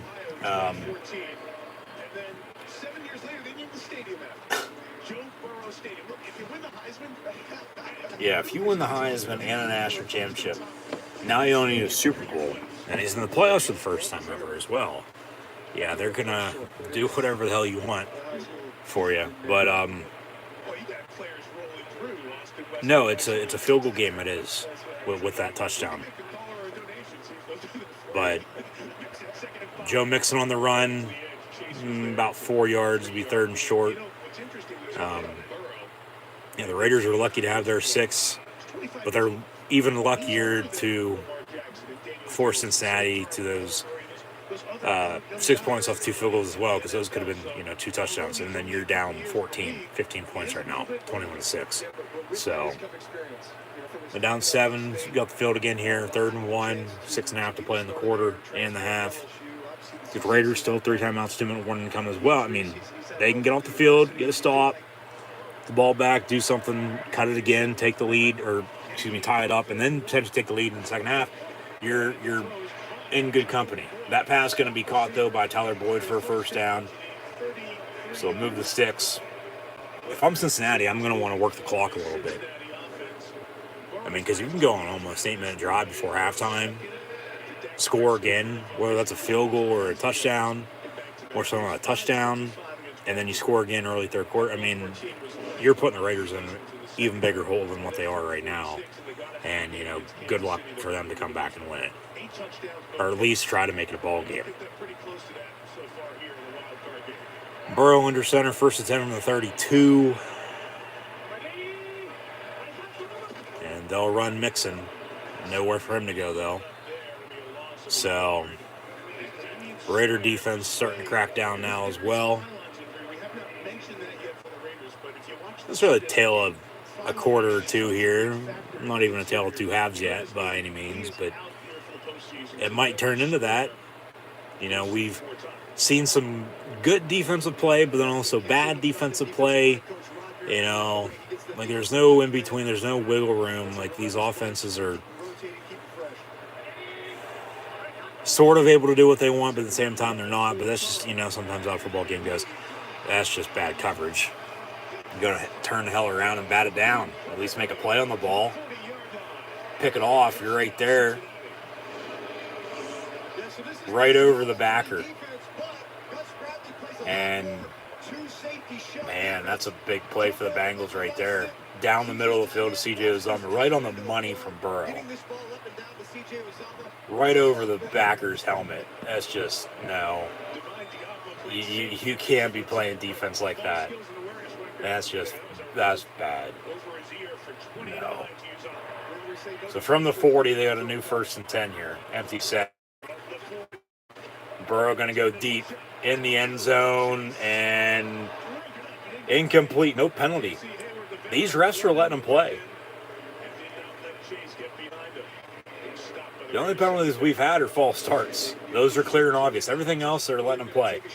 That could have been a questionable defense pass interference because he never turned around. But that's just good coverage. He played the ball more than the defender, and he got his arm up, and, yeah, that's a good no call.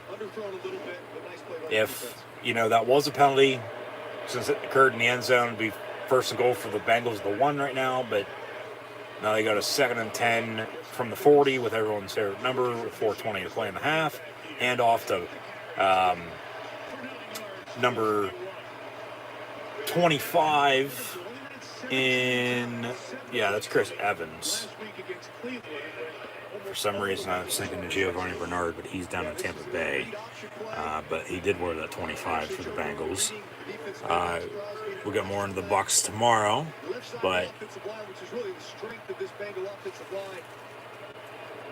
it's the first 2-down back we've seen, other than Peyton Barber on the kickoff return.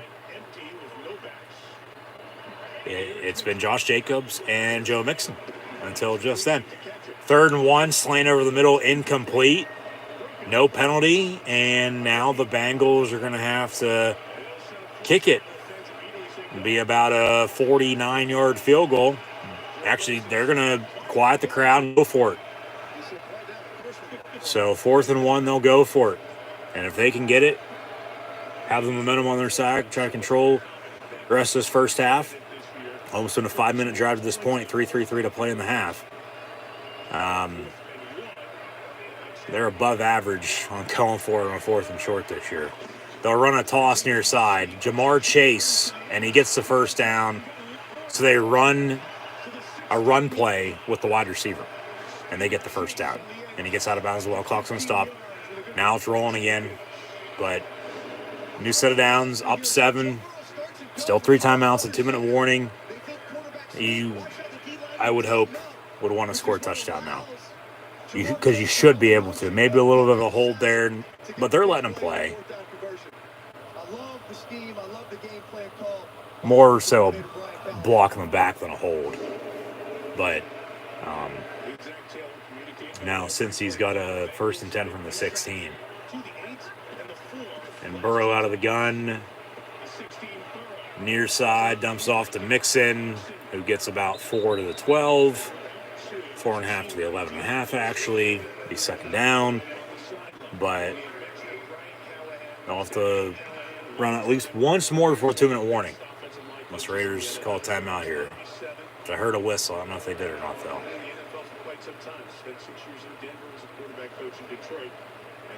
Clock does stop at 2:34. And we got an injured player. That's why, okay. There's about a 4-second differential between the game clock and play clock. They'll take a TV timeout with the injury. So first injury timeout. Raiders shouldn't be charged a timeout there because it's still above 2 minutes. But, of course, the crowd's not happy about it. Stalling the drive a little bit. I mean, if the Raiders do get the ball back, which they, should, unless the same thing happens with the Bengals here towards the end of the half as it did towards the end of the Chief game a few weeks back. I mean, down whatever you're going to be down 7, 10, 14 points, under 2-3 timeouts, probably a little bit of time left. You're in a tough spot. I don't know if, of course you're going to want to try to do anything. You probably will. You just don't want to do anything stupid. And then once again, the Bengals are going to get the ball to begin the second half. So it's right now not looking good for the Raiders. The Bengals, at the same time, though, they haven't played their best ball. They haven't. If they win and then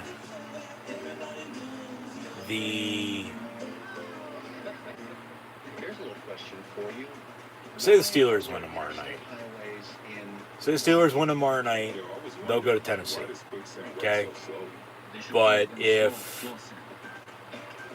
the Bengals win this game and the Bills win tonight, since he's going to Buffalo, I believe, next week, if I'm mistaken. Right? No, we'll put it as this. If Pittsburgh wins tomorrow night, they go to Tennessee. If New England wins tonight, they'll go to the winner of this game. Yeah, that's what that is. Okay. We'll see how it all plays out. Hypothetically, win this, lose this. Still a long ways to go. 2 AFC today, 1 tomorrow, and then 2 NFC tomorrow, 1 Monday night. So we'll see what the matches are for next week. 2nd and 5, they're going to toss near side. They'll have a 3rd down with 2 minutes to play. So, unless they get a first down, if I'm the Raiders, I'm calling timeout. Because I'll have 2 timeouts, under 2 to play. Because if not, they're going to wind the clock and then kick it. I'd rather be down 10 with time rather than down 10 with no time, even with timeouts. So,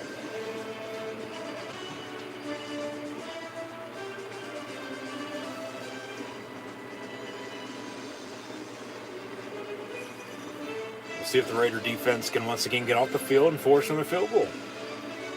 They've done a good job at this point. 3rd time's a charm. We'll see what happens, but where I'm from, the digital divide makes equality nearly impossible. If they don't have the touchdown early, it's still a field goal game. It's 9-6 rather than 13-6. Those 4 points are the differential right now. But it's more so than not the turnover on the strip sack, and then field position with that kickoff that should have went out of bounds. They punted, good field position, another field goal. So, and once again, both field goals could be touchdowns. So, like they're lucky to have the 6 points they have, and they're lucky to only give up the 6 that they did rather than 14 maybe. So right now, I mean,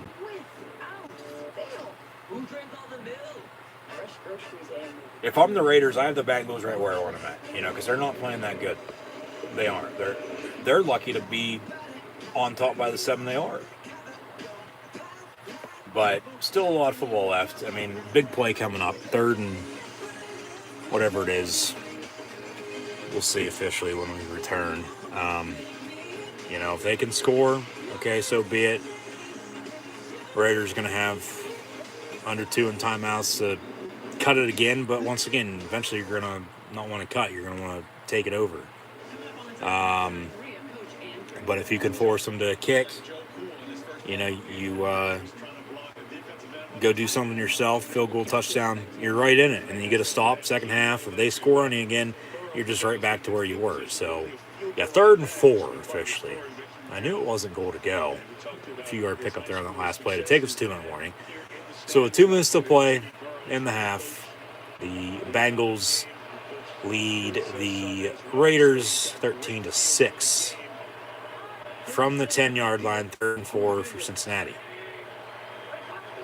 And Burrow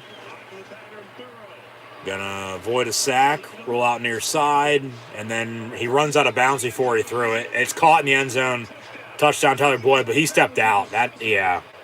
No, that's gonna be a loss of a few yards. He says touchdown, but he stepped out of bounds.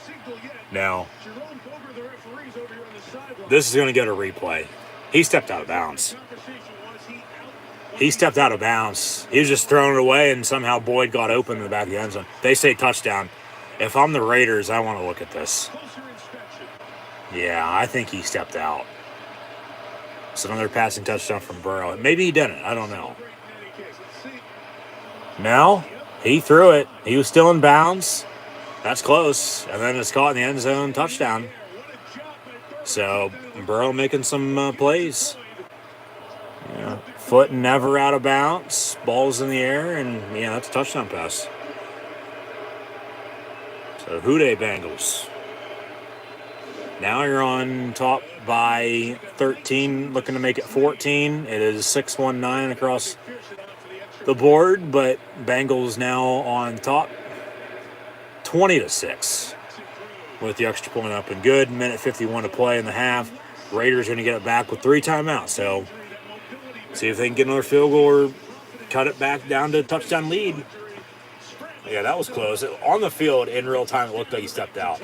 But then refs right there, of course, huddle up, say touchdown.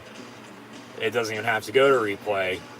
That's a touchdown. So 20-6 now your score. Yeah, so the Raiders with their 2 field goals. The Bengals have 2 touchdowns and 2 field goals. They've, scored on every drive? Yeah. And one of them was capitalizing off of turnover. So if the Raiders, have something there, maybe a few more points, but maybe not. Cincinnati hasn't played that great, but they've played better than the Raiders here so far.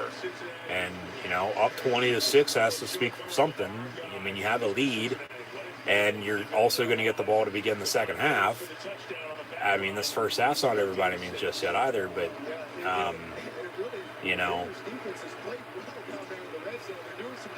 not yet, because Bengals still haven't won a playoff game since 91. And there's been on how many times since then they've been in the playoffs and they've lost final few minutes. So another half football to be played, but Raiders are going to have to do something to get back in this. Decent return on 1st and 10. Under 2 to play here. 3 timeouts, down 14. 20-6. Your score.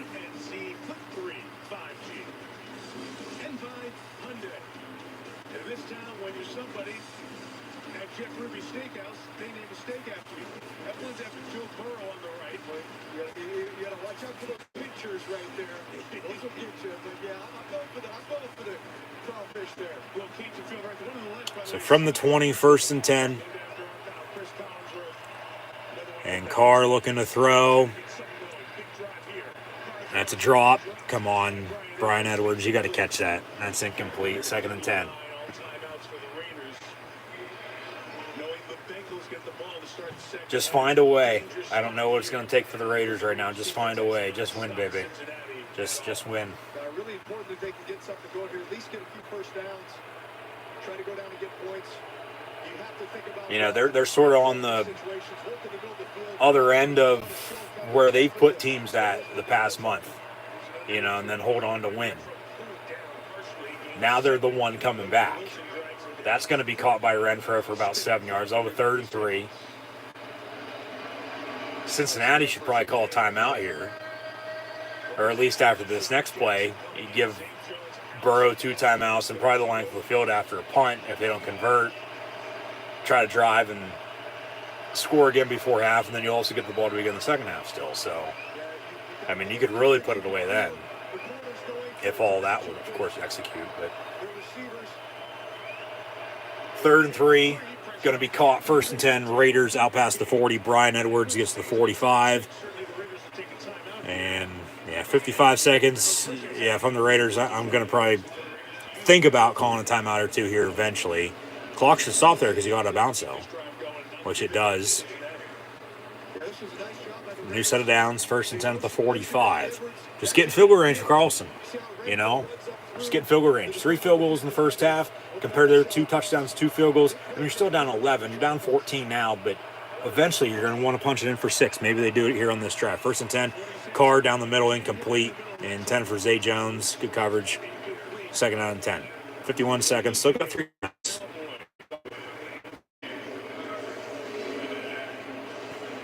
I mean, maybe take a deep shot. Hit home run here. You sort of, I mean, Jalen Richard's in the ball game tailback, but you sort of got away from the run. It felt like for the Raiders here after that last drive that got them that other field goal. But, you know, the Bengals just went on, what, a 6-minute drive and scored. So, Carr rolling out, incomplete, as it throws out of bounds. 3rd and 10, 46 seconds. Now the Bengals back to it. You probably want to call timeout after this play coming up. You get your offensive ball back with 2 timeouts. I mean, maybe good field position if you get a touchback off of it or a good return. You know, 30 seconds, you know, a couple plays here or there. Maybe do something still. But the Raiders, ball's in your court. See if you can do something here. 3rd and 10 from the 45 still. And Carr in the gun. Richard to his left. Steps up.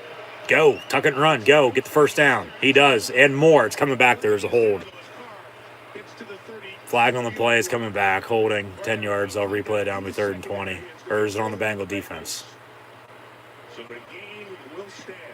The gain will stand. Decline the fucking penalty. Take the first down. Yeah. Holding on the defense. Penalties decline. First down. Or they're going to tack on 5 yards down the run. 1st and 10, Raiders. Okay, so they still got 3 timeouts, 37 seconds. And even better field position now. That's a good call. Yeah.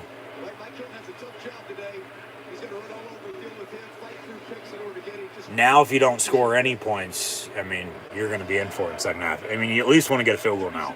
If you can score a touchdown, okay, so be it, even better. But from the 29, you got a 1st and 10. 3 timeouts, 37 seconds. You don't score. I mean, come on now.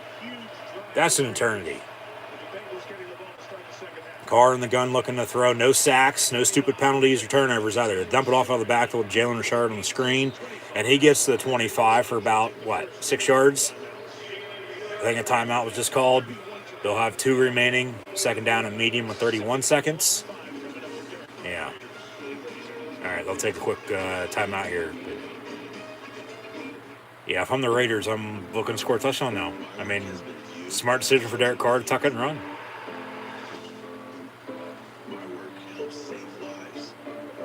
And then, of course, they get the penalty on top of it. And a few yards there. I mean, they're not playing bad. You know, they just haven't had a few things go their way. You know, because the Bengals, as not even sloppy as they've played, I mean, they played good enough to this point to have the lead. which isn't much, but they've played better than their opponents. So that'll speak for something once again. Yeah, we'll see here what they do. But, I mean, you're just right there. If you can get over that hump.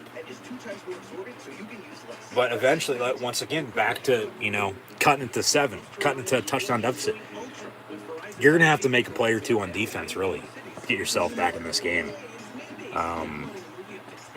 Because since he scored on every drive, and, I mean, you probably should have a few more points than you do, but as they should as well, but you're right there. You're right there. So we'll see what the Raiders can do here. Actually, a little bit of an extension with this timeout. As the timeout for the Raiders with, 31 seconds there turned into a full media timeout. But, the second and medium here, down 14, but they got 2 timeouts in 30 seconds. Knocking on the door, looking to cut it before halftime. But keep in mind, back to what I said, it might be a tale of two halves when it comes down to it. The Bengals have scored on every drive so far.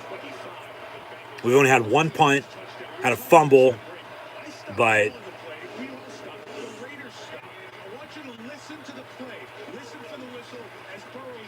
did they blow the whistle before he threw it because he was out of bounds and they didn't review it?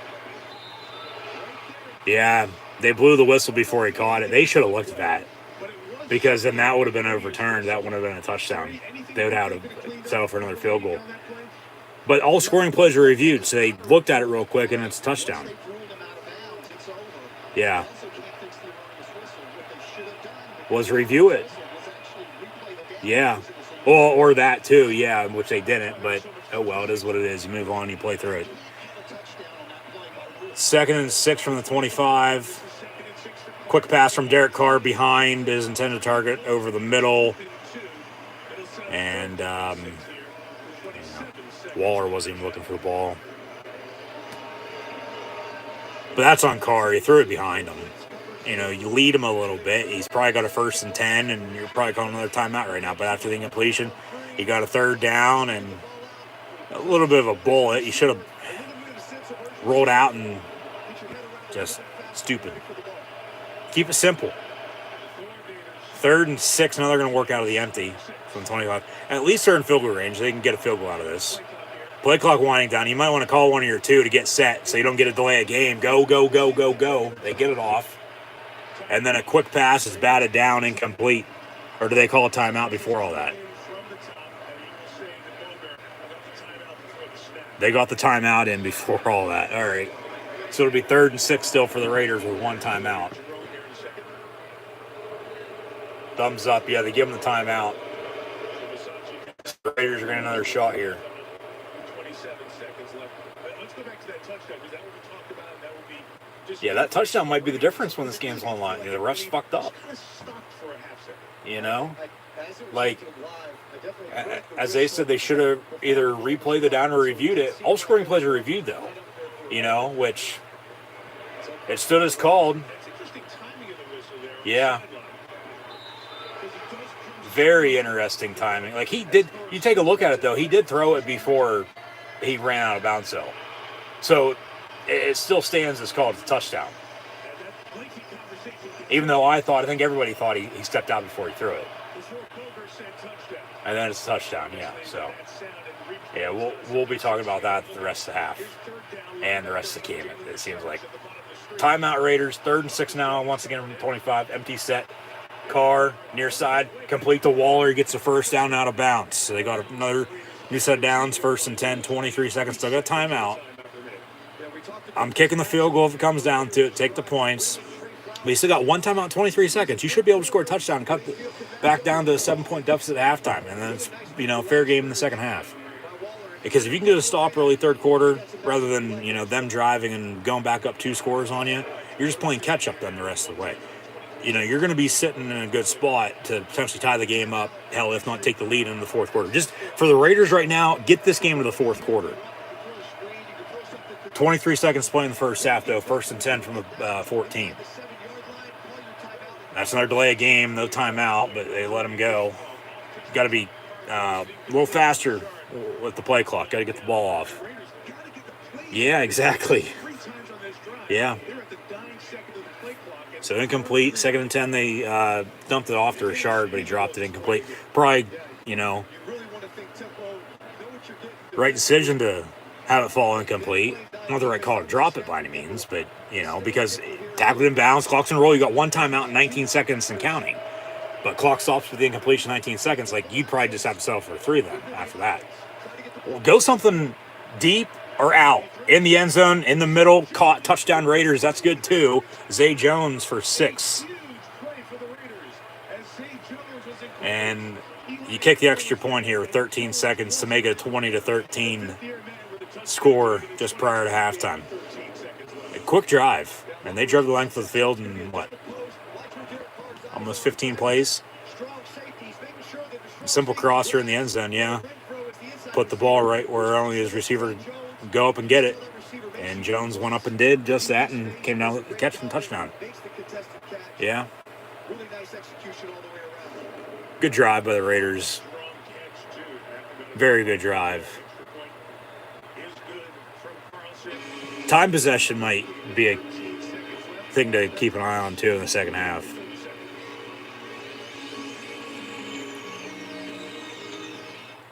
First Raiders postseason touchdown in quite a few years right there. They cut it back to 7. It's 20-13 Bengals. They'll get it back. Probably take a knee into halftime because unless there's a touchback on the return, you'll have, some seconds tick off. 3 timeouts. You got 1, maybe 2 plays with that time. You might get 3 if you get a touchback on it. With your timeouts, maybe get in field goal range if you want to do something. You just don't want to do anything stupid, though, either. Carr now 12-21, $121 on the touchdown. Eventually, though, you can't keep cutting it. You got to take it over. Okay? You got to get a stop on defense. Maybe a mistake on this return as they did. Maybe a stop just prior to halftime if they don't take a knee. The first drive of the second half is going to be key of how this game plays out because the Cincinnati, as they'll get the ball, they drive and score. You go back up 2 touchdowns. The Raiders are playing catch-up in the second half, and it's probably ball game. Game's not over until it's over, of course. Touchback on the kick. So they will have 13 seconds. First 10 and 25, and 3 timeouts up 7. They might do something here. We'll see. But if you can get off the field, get a stop, another drive, go down, tie the game up, take the lead. That's what I said. They're just going to take a knee. Okay. So at halftime here in the first playoff game of the year, Bengals on top of the Raiders at the half, 20-13. Get into some first touchdowns and scores here in a second. But if I'm the Raiders, just get this game to the fourth quarter because you're going to have a chance. You're going to have a shot. So halftime, 20-13 Bengals. Burrow's 12 of 18, $146 and 2 touchdowns. Joe Mixon has 10 carries, 28 yards rushing. Jamar Chase, 2 of 22 rushing. Remember that big 4th down conversion? They ran it with him there. He also has 4 catches, 65 yards receiving. Mixon has 3 of 25 out of the backfield. CJ Uzomah has the 1 touchdown to take the 7-3 lead, and then from 13-6 to make it to 20-6. That questionable, play, was he out of bounds before he threw it or not? He wasn't. They didn't look at it, but it still would have stood as called anyway. That pass was complete for touchdown Tyler Boyd, who has Uzomah has 3 catches, 41 yards and touchdown. Boyd has 2 catches, 15 yards and touchdown. The Bengals have scored on every drive. Touchdown, 2 field goals, touchdown, and then the Raiders, 2 field goals and a touchdown. The penalties and turnovers, and then that stupid decision to pick it up when it should have rolled out of bounds on the kickoff. that cost them field position and 3 points. Because right now, arguably, they don't turn the ball over because the Bengals capitalized with 3 there, and then they don't pick it up and, okay, another sack or 2. Punt, good field position for Cincinnati. They kick another field goal. There's 6 points. This game's tied right now at halftime. If the Raiders don't turn the ball over and that stupid decision to not let it roll out of bounds, and they picked it up instead. This game's tied at halftime. Everything else goes the way it did. With their 2 field goals and a touchdown, and then the 2 touchdowns and a field goal for the Bengals. But it's 20-13. So you clean up your mistakes at halftime. Raiders, don't turn it over. No stupid penalties, or just no stupidness in general. Just, you got to play smart. Carr's 12-21, a buck 21, and a touchdown. Josh Jacobs, they need to get back to him. They didn't run him at all on that last drive. But the previous drive, of course, they got another field goal, their first point since the opening score of the game, as they took an early 3-0 lead. Bengals, 10 unanswered. Make it 13 unanswered, it's 13-3. 13-6. 20-6, make it 20-13 halftime. Jacobs is 8 carries, 64 yards rushing. Derek Carr, big scramble for 20 yards there to keep that drive alive. And then he found Zay Jones on the touchdown there to cut it to 7 at halftime here. Zay Jones has 3 catches, 44 yards receiving and a touchdown. Darren Waller, 3-25. Hunter Renfrow has 3 catches, 20 yards. Brian Edwards, 1-19. Jacobs is a catch for 9 yards on the backfield. Jalen Richard, 104 as well. They need to get the tight ends more involved. Darren Waller, Foster Moreau has no catches right now. Deshaun Jackson has that drop. No turnovers. They don't turn the ball over on that strip sack. And then the stupid play to pick it up rather than, of course, let it go out of bounds.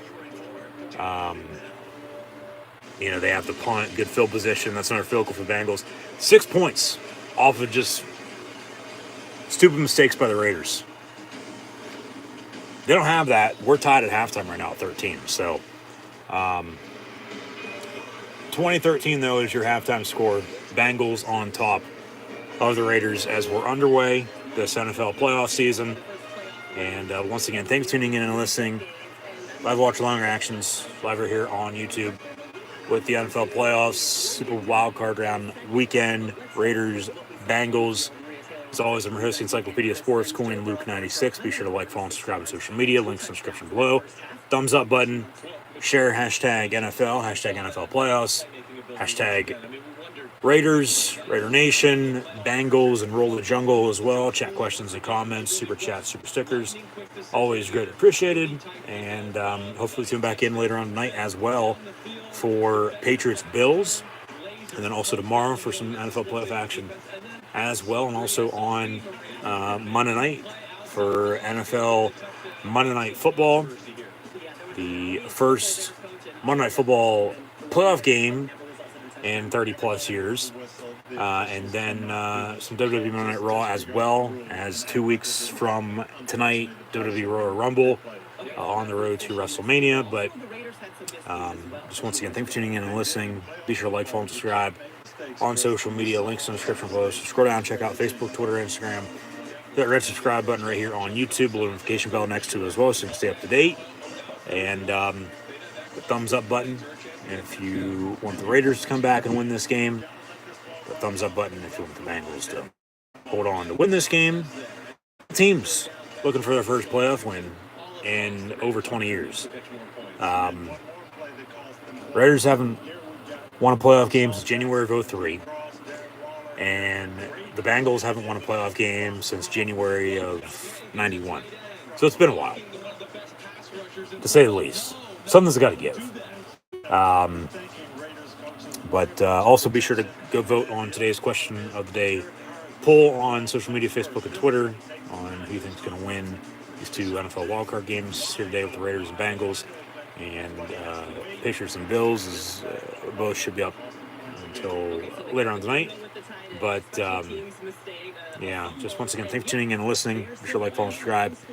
Links in the description, thumbs up button, share, chat questions, comments, super chats, super stickers. Always greatly appreciated. And, if the Raiders here can find a way to not turn the ball over and not really do just anything stupid in general, they're in this game. They have a chance. They're going to have a shot. If they can get this game in the fourth quarter, watch out for the Raiders to potentially come back and win this game. Because Cincinnati is not playing great. They're playing good enough to be on top right now. Good enough to win? I don't know. We're still half football away from that. So we'll see what happens. 60-minute game. Might be a tale of two halves. Not over until it's over. Never say die mentality. We won't hit a final score until we have triple zeros on the clock, whether that's in regulation or if we go to overtime. And we'll play till we have a winner, of course, in overtime, because only one of these two teams can advance in the playoffs. You tie, well, if you tie, you both should probably be eliminated, but, they're not going to give somebody else a bye now next week either. That's not how it works. Play until you have a winner. So, see what these two teams can do. Raiders are definitely going to have to step up. They have a little bit. Not necessarily a slow start, but just stupid mistakes. And they haven't been able to stop Cincinnati on offense. And even with Cincy driving and scoring every drive, they haven't, necessarily made it look easy.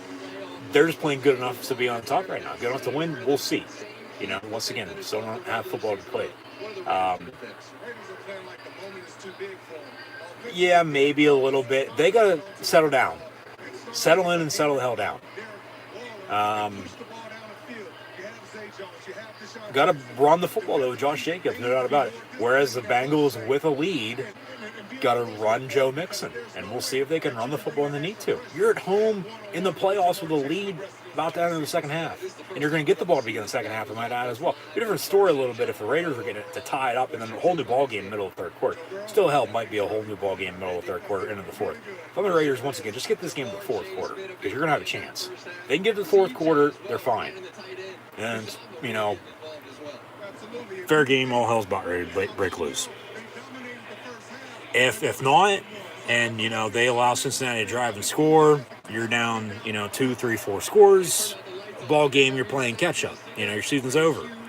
Win or go home. And if the Raiders win, depending on what happens later on tonight and tomorrow,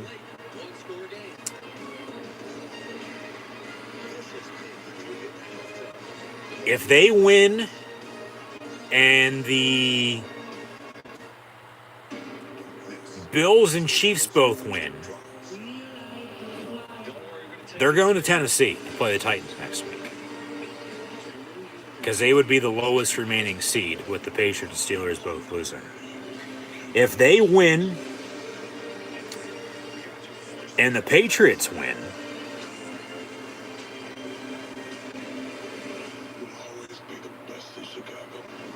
if they win and the Patriots win,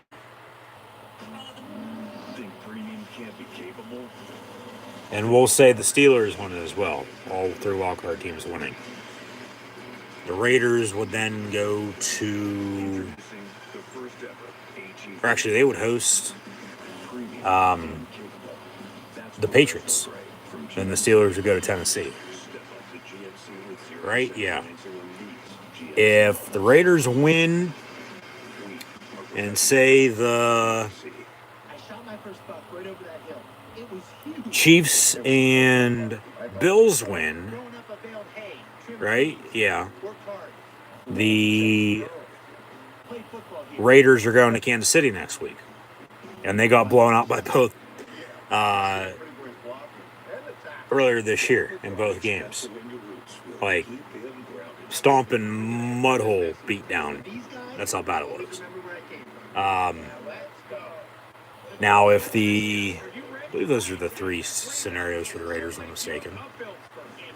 If I'm mistaken, let me know in the comments below. If the Bengals win as your 4 seed, and say the Bills and Chiefs both win, then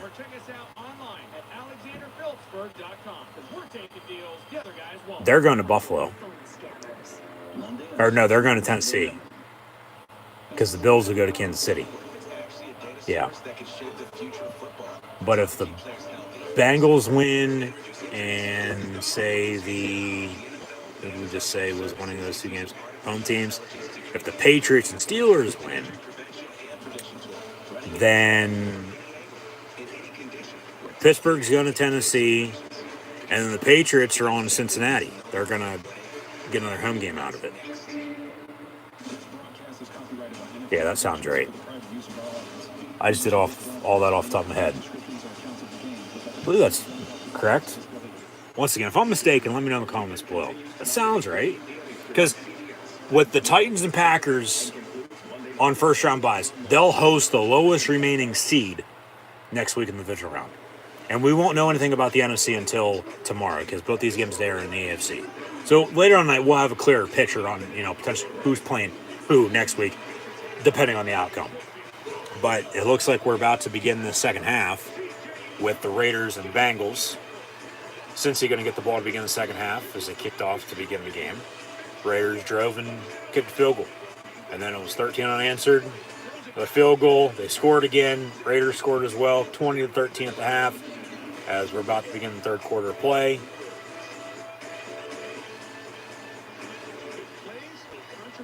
If Cincy drives and scores a touchdown, not a field goal, touchdown. If they can force another kick, okay, you're good.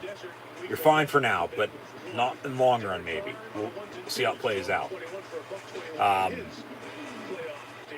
If they drive and score a touchdown, Raiders playing catch-up the whole second half, game's probably over with, to be honest with you.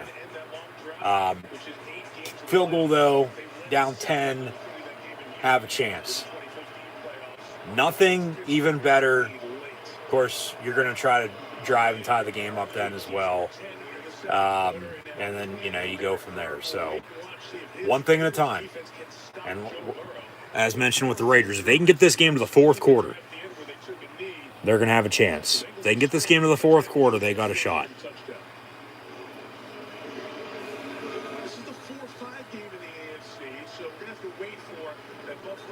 Yeah. They're going to talk about whoever wins this game. Yeah, you got to watch the other games to see who wins, and then, see who you play next week. And that's a tough thing about it, with this being the first game. All hypothetically, if this team wins, if this team wins, blah, blah, blah, blah, potential matchups next week, we'll see, what happens. What game's being played. So, ball comes off the tee again. They'll try to kick off. So they're going to have somebody come on and hold. But we're in the jungle. We're going to have the Raiders kick off.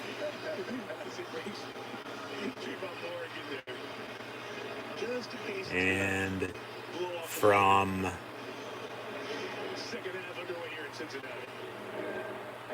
left to right, we're underway. Bengals on the return from the 8. And a decent return out past the 30 to 35, almost broke another tackle. And Cincy going to have a 1st and 10 from the 35-yard line. Yeah, turnover battle and score touchdowns in red zones. Right on the head for the Bengals, no doubt about it. If they can do that, they're going to win. I mean, you're already up 7. Rich Bisaccia not having it. Next question. This is it. It is. You don't have football left. If you lose, you're done. You're on to next year. Nothing stupid. From the 35, 1st and 10 for the Bengals. Hand off, Mixon. Got to stop the run. They don't on that play. 11-yard run, 1st and 10. Can't turn it over. Like I said, can't have any stupid penalties. But refs are letting them play. I mean, the obvious false starts have been called. One defensive hold, but other than that, nothing else. but a big block right there. Yeah. All starts up front.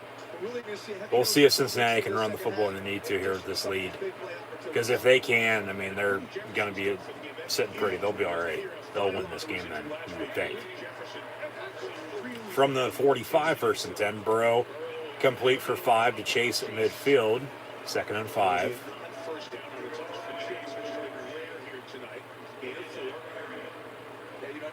Not all quarterbacks love empty formation. In other words, 5 wide receivers, no backs in the backfield. That's something that Joe Burrow does very well. He sees very well. Typically, you got to be really alert for pressure coming off each edge. And from midfield, 2nd and 5. I'd run the damn ball. Maybe take a deep shot. It's still early, though. You want to work some time off the clock. Play action. It's going to be caught by Uzama, who gets a first down at the 41 on a 9-yard reception. Yeah. One thing at a time. Take what the defense gives you.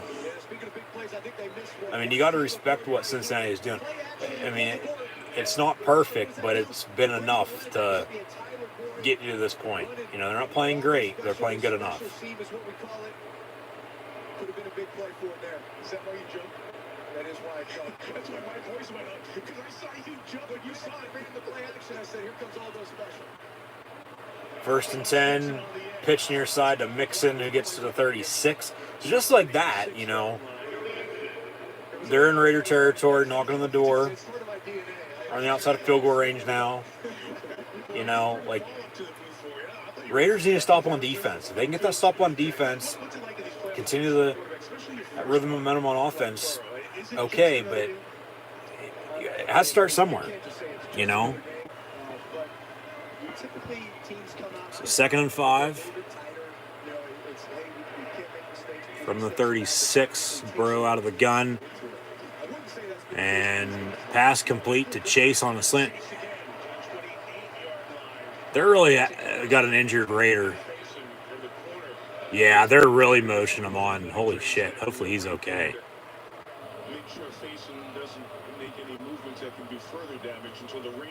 It's his left side. It's his ribs, it looks like. Probably just got the wind knocked out of him. He's moving. He'll be all right. But, no, pressure-wise, like, the Raider defense, okay, they've sacked Burrow once, but they haven't got to him as much as they have to the Raiders on defense. Raider defense needs to get to Burrow if they're going to want to have a chance now. Because he's just picking them apart. You know, dump off here, there, a few yards, move the sticks. Taking up time with a lead. Going to try to extend that lead. Raiders are just putting themselves in a hole. The black hole, and they can't get out of it. So, at least, not at this point they haven't. So, until they get a stop on defense, maybe even a special teams, you know, error. But, I mean, yeah, we'll see what happens. So,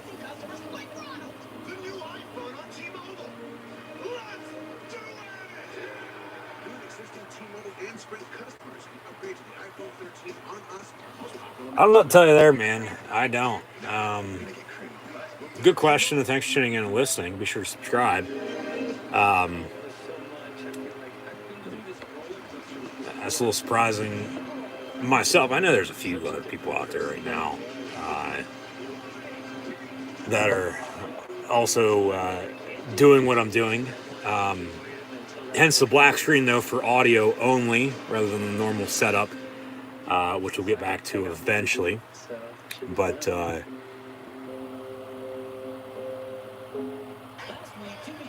I don't know. And it's, yeah, a little bit of surprise, especially with it being the playoffs. But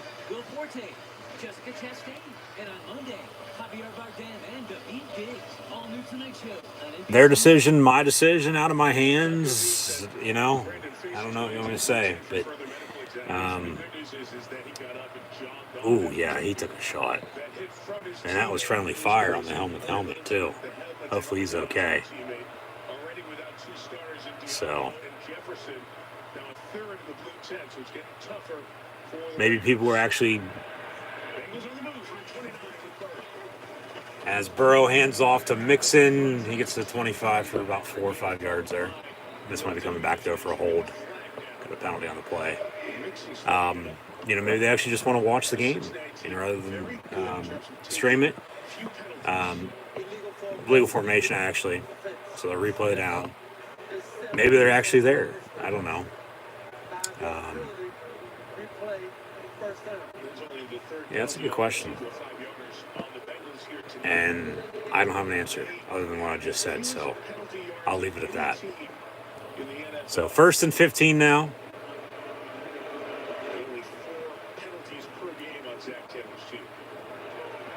From the, 34-yard line, excuse me. And Burrow, pressure, oh, come on, you had him. You can't swat at him like that. You got to wrap him up and tackle him. You swat at him like that, he goes one way, you go the other, that's going to be a face mask and a penalty. I mean, at least you got pressure on him there. But, yeah, okay, incomplete pass, 2nd down and 15. Watch his variety of rush moves here. He's able to get Prince inside. Yeah, Crosby almost got to him. He needed Sid's hockey stick to take him down right there. But Max forces the throwaway. 2nd and 15. Burrow going to go deep. Has man wide open. It's Jamar Chase. This might be coming back, though. That's a catch. It'll be 1st and goal, it looks like. There is a penalty. Unless it's on the Raider defense, is coming back, and they'll replay it down. Or legal hands to the face on the Raiders. Refs are going to huddle up here.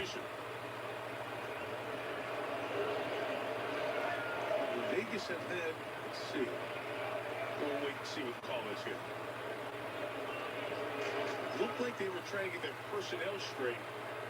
The question was, did Versace get a timeout before that? Zebra's taking forever. Here come the boos. We have officials from difference here, but 2 of the crew. They wanted a timeout on defense. I don't know if they're going to give them that. Well, the penalty came in from the secondary, from one of the back judges. And that's a catch by Chase. Yeah. Well, that's illegal hands to the face on the offense, not the defense. Well, what, a late hit for a little bit of a push? Come on, that's not a penalty. They've let them play to this point. Now they're going to try to control the game in this second half. Give me a fucking break, dude.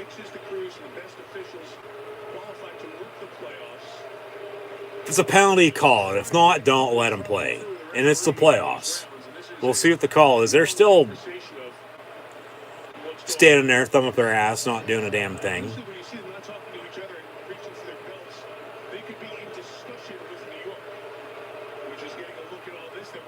So, yeah, I don't know what they're going to say here, but rolling on the field, timeout by the Raiders. Los Angeles, they back in LA now. Or Vegas, what did he say? So no penalty. No penalty. We got a timeout again by the Raiders. Did he say Los Angeles Raiders? What is this, 1995?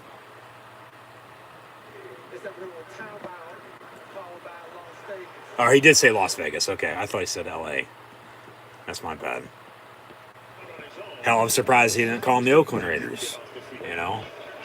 So they give them the timeout. So the Raiders are going to have 2 left with, 11:50 to play in this third quarter?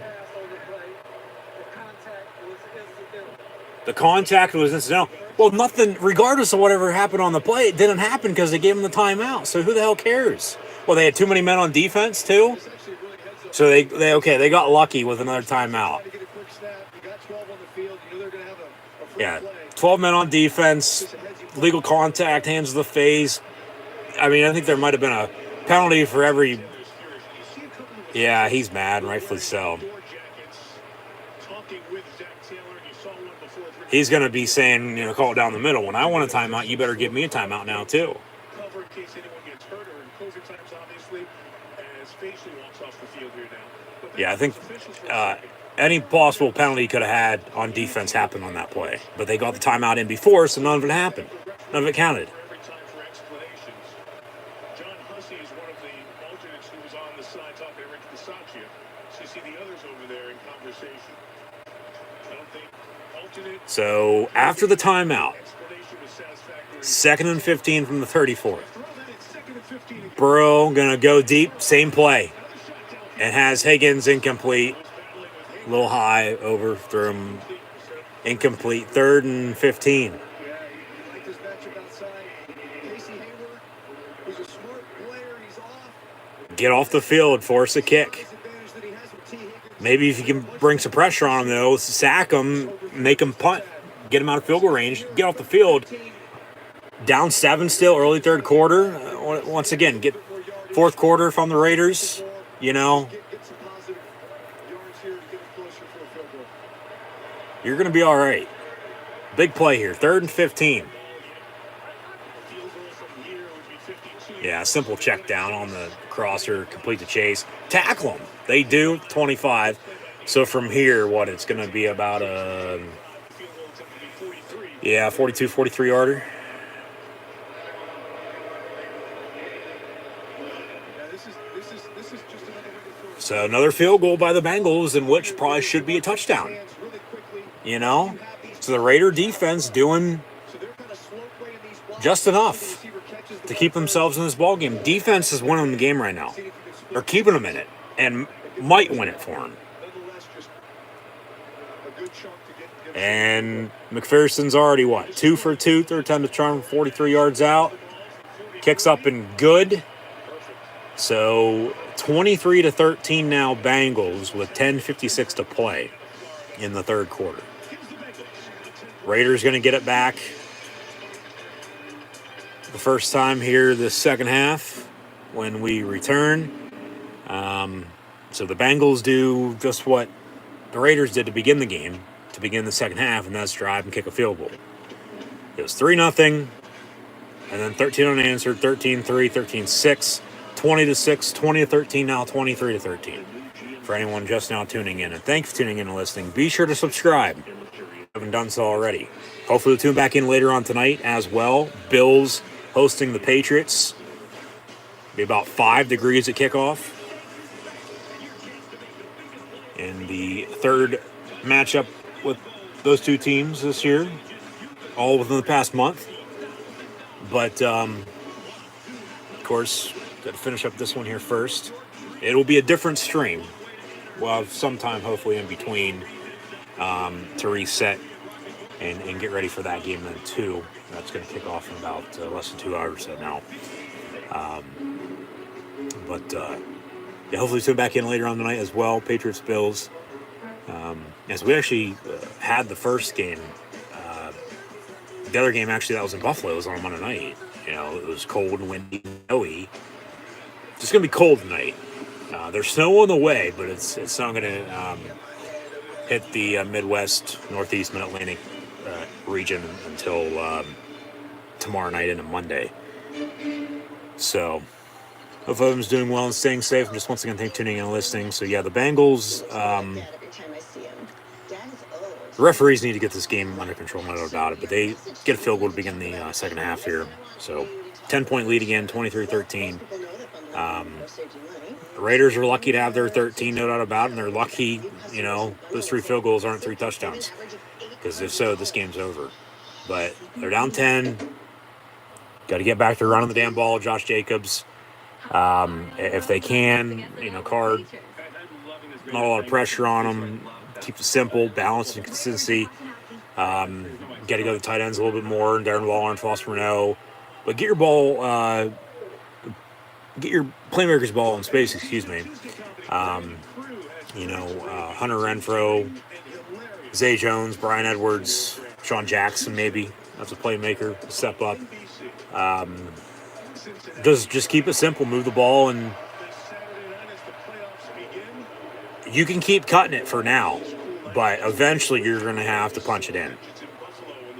Okay, so we'll see what gives. I'm sure there's always something will. Bengals on the kickoff again. If it goes out of bounds, let it go out of bounds. It'll be a touchback in the end zone, though. First 10 Raiders from the 25. The Walmart plus 4K Skycap. What do you have first, Drew? Yeah, this has been the real difference in this game for the Cincinnati defense. These edge rushers, Hubbard and Hendrickson, and all these plays coming on third down, forcing Derek Carr to scramble and be off schedule. You're never going to be able to block Derek Hendrickson with the tight end, forcing the one big turnover in the game. And then some of the creativity with the pass rush and the pressure schemes, taking Hubbard from his defensive end position. From the 25, first and 10, Waller in motion. Raiders left to right across the television screen, radio and audio dial. Handoff to Josh Jacobs. And nowhere for him to go, second down. Raiders haven't taken a deep shot yet. They haven't. Normally by this point, or at least sometime soon, they would have at least once, maybe twice. You know. When's that deep shot by Derek Carr coming? That's the big question right now. Just find a way. Just win, baby. Just win. From the 24, second and 11. Fake the give to Jacobs. Pump fake. Carr going to step up, and he has to dump it off. First down, though. Gets it to Darren Waller, and 12-yard reception for a Raider first down. Under 10 to play in the third quarter. They trail by 10, 23-13. Got a good one cooking, though. No doubt about it, to begin these playoffs. Got an injured Bengal. All right. So take a little bit of a break here. Doesn't look like a TV timeout just yet, but It's up to lose him. Played his first 4 years in Cleveland. he twisted his ankle. He did. Just that step. And then went down. They look at him. He will step out for a moment. They'll now take a TV timeout, so we'll get back to it here momentarily. But The owner of this Apple Watch has taken a hard fall and did not respond. I guess now would be a good time. I mean, as always at halftime, first half stats and scores. Take a look, of course, what's going on around the league, and then preview what's to come. We can't take a look around the league because it's the only game ongoing, and we already previewed the playoffs at the start of this.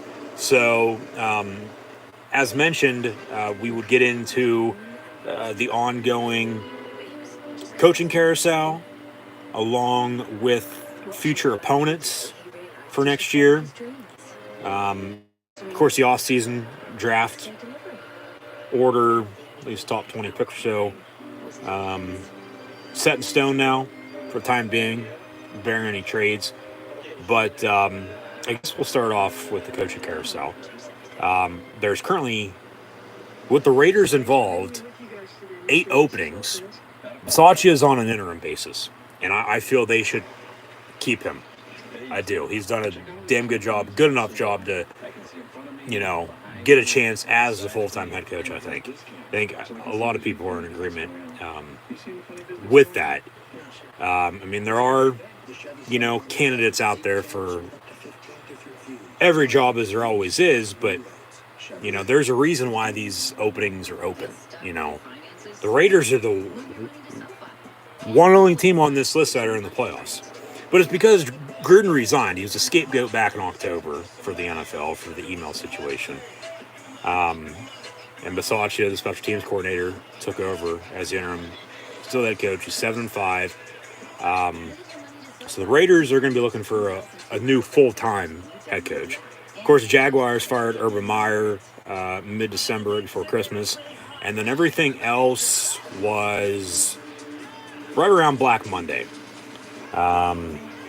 This past week, with the Bears firing Matt Nagy, the Broncos firing Vic Fangio, Dolphins surprisingly fired Brian Flores, Vikings got rid of Mike Zimmer, Giants, and then Texans made some midweek firings, firing Joe Judge and David Culley. Handoff here, first and 10. Jacobs for about a yard or so, if that. second down and 10, back from the timeout. It all starts at the top with ownership. And then, of course, your GM and your head coach. And, you know, sometimes it's good just to start fresh, go hire both rather than, you know, one. And that one, you know, just being a head coach if the GM keeps his job. But if the head coach keeps his job and then they bring a new GM, you know, sort of with the Giants, you know, you're on a short leash and you're probably going to get fired next year, but they let him go now. But, yeah, those are the openings. We're going to update the coaching carousel for both college football and the NFL once they are officially done over with, once they officially come to a stop. Because right now, I honestly have no idea. I've thought about it a little bit, but not much. But, you know, I'm not in any way or order to make these hirings. They say catch at the 42, so what, it'll be third down for the Raiders? That's a catch. That's a catch. You know, we can say this, say that, you know, this team should hire, you know, this person, that person. They're going to hire whoever the hell they want, you know, end of story. But, yeah, like I said, I honestly have no idea who these franchises are going to hire. You know, there's rumors out there, no doubt about it, potential candidates. But those are rumors. You know, Fleetwood Mac said that. Right. They're rumors. You know, and really there's nobody. We'll get back to this in a second. 3rd and 4. Play clock winding down. They barely get it off again. Carr. Deep far side. Has Renfro and a big. Oh, he dropped it. Out of bounds. Incomplete. Okay, they're going to say catch. And then with the tackle, the ball came out and then rolled out. Go, go, go, go, go. Snap the ball so they can't look at it, can't review it. They'll say first down. Yeah, go, snap it, go. They're going to challenge it, though. Bengal challenge. All right, we're going to get a closer look at this. They say catch on the field, so, of course, they have to find undisputed evidence to overturn it. We'll see if they do or not. That's close. Catch. 1, 2. I don't know if you had control or possession, though. Ball got knocked out. Well, catching 2 steps, that's a catch. I mean, hell, we don't even know what a catch is still. And then the ball's punched out, so is that a catching a fumble? Then the ball comes out? Yeah, catch 1, 2, and then the ball's punched out. The rolling on the field is a completed catch, so they have to find undisputed evidence to overturn it. That's going to be close. I don't know if they're going to have enough to overturn that or not. They might, though, just right there with that, yeah. We'll see. I don't know. That's close. That's as close as it's going to get. I'm not going to be shocked if they overturn it, though. What, going to be 4th down after the incompletion, 4th and 4, and they're on the punt? It's a big play, you know. Very big play. Because it's either going to be a 1st and 10 for the Raiders or a 4th and 4, and they're going to punt. And the Bengals are going to get the ball back up 10, you know, midway through the 3rd quarter here. I mean, I would think if that ball was caught middle of the field, then punched out, they'd probably say catch, fumble, recovered by whoever, but it rolled out of bounds. And then normally it's whoever touched it last before it went out of bounds, that's who's going to maintain possession, but it was a catch and then, you know, a fumble. So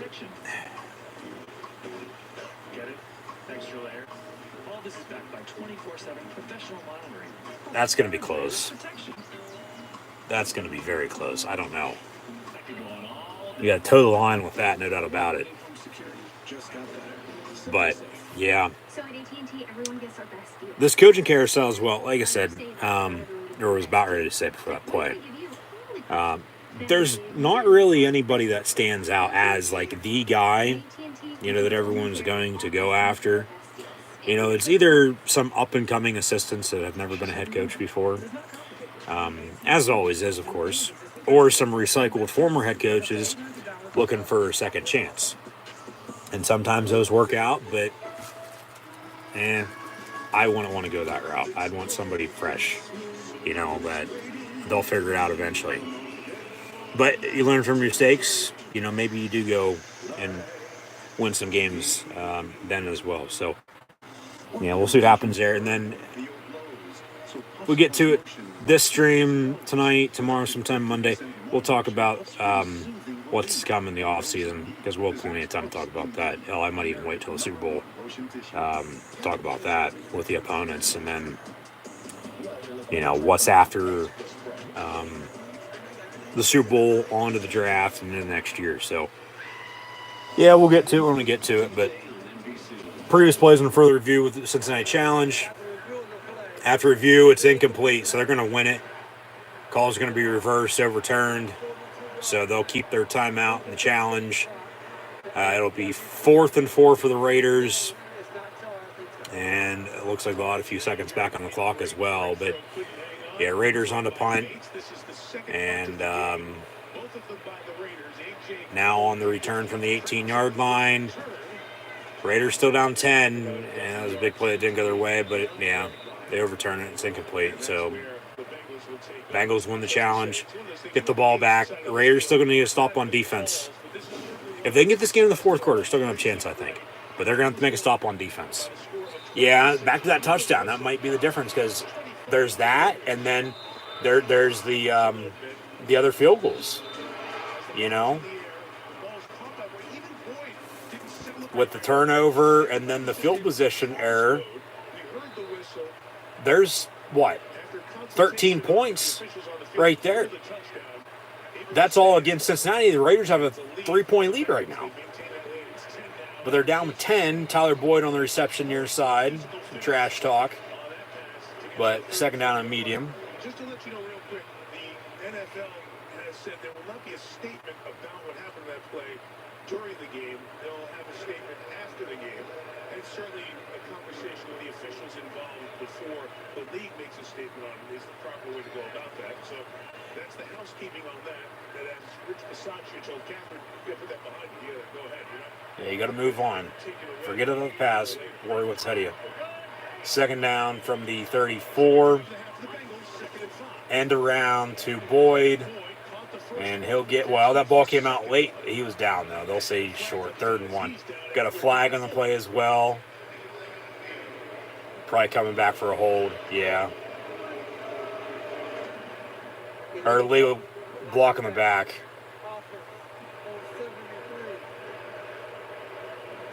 10 yards, they'll replay the down. Yeah.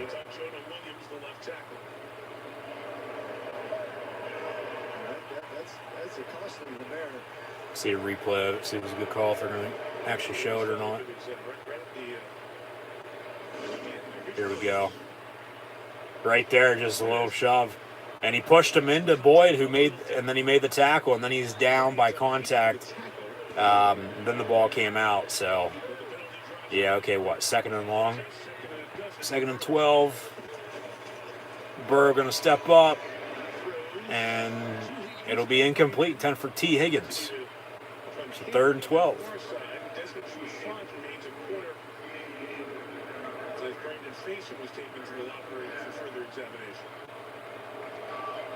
7.5 to play in this third quarter.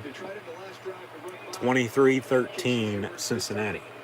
Hooking up in front of him, just barely missing outside. But these are the plays you got to make. You don't want to be stuck in 3rd and long situations here after the penalty.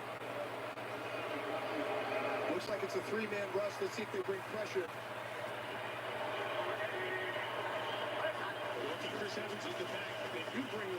And then they get pressure on Burrow. He goes down the sack. That's exactly what the Raiders need on defense. It's exactly what they need right there. They get the hell off the field. They're going to get it back. Now you got to get over that hump from that last drive with that incompletion. Forget about it. Move. Drive the ball downfield. Cut this lead again. Get the game to the fourth quarter. If the Raiders, once again, can get this game in the fourth quarter, they're going to have a chance. I'll have a shot. Because they're right there. They are. And they have a lead rather than being down 10 if they don't turn the ball over and the error on the field position on the kickoff.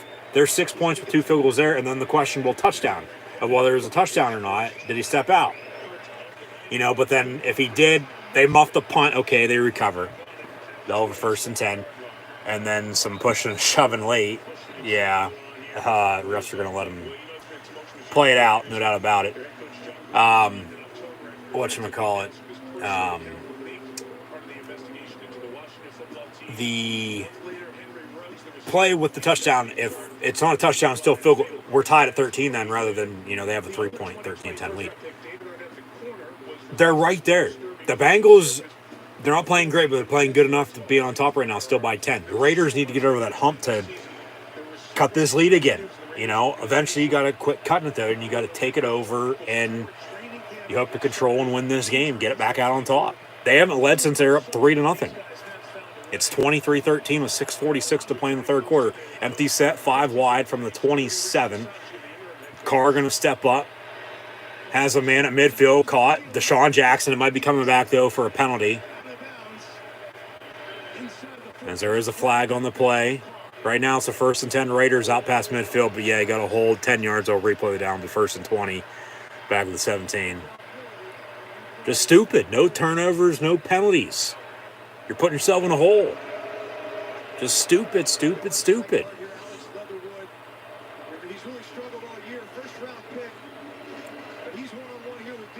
Yeah, that's a good call.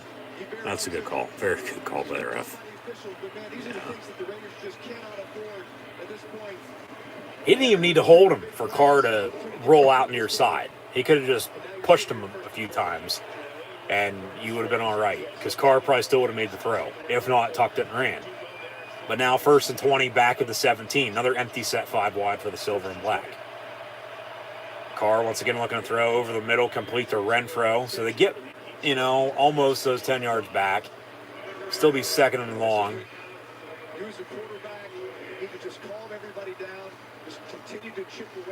As Foster Minot is going to come in, Hunter Renfro out.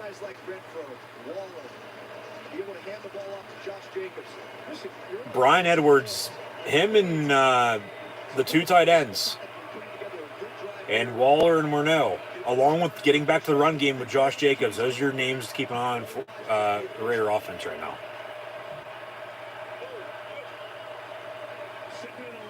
Deep ball near side on a jump ball, caught and then batted down, almost picked off.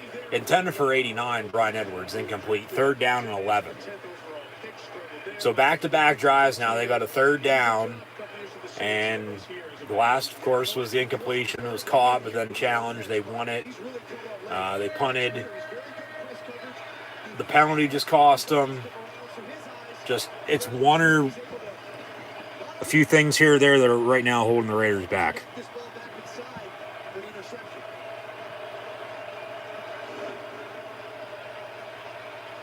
.5:35 to play in the third quarter. 3rd and 11. Got to go. Get it off. Play clock's winding down. 3, 2, 1. They do get it off. Slant over the middle. Wide open. Hunter Renfro gets the first down at the 43. So they keep the drive alive and move the sticks. New set of downs. 1st and 10 Raiders. I'll get the chat questions and comments coming up with the next commercial break, so keep them rolling. Should be buzzing this way, and steady buzzes this way. And watch the void that leaves now. With Hunter Renfro wide open in the middle of the field. Take what the defense gives you. He's wide open. Throw it to him. Just get the hell open. I'll get you the ball. Run your route, but just get the hell open. Get back to the run game now. Josh Jacobs. Yeah, good idea. He gets to midfield for about an 8-yard run. Be 2nd and short. 2nd and about 2.5, 3. Run the damn ball. They're not running Josh Jacobs enough. Josh Jacobs has averaged 3.5 rushing yards, 4.5 yard average in the second half. Maybe take a deep shot. 3 games in the fourth quarter and overtime, he's averaged 6 yards a carry. So as the game gets Come back and find me. Somebody's running a comeback. If you could read Carr's lips. Somebody's running a fucking comeback. If this is a pass. They'll run it, though, with Jacobs. And he gets a first down. Keep running the damn football.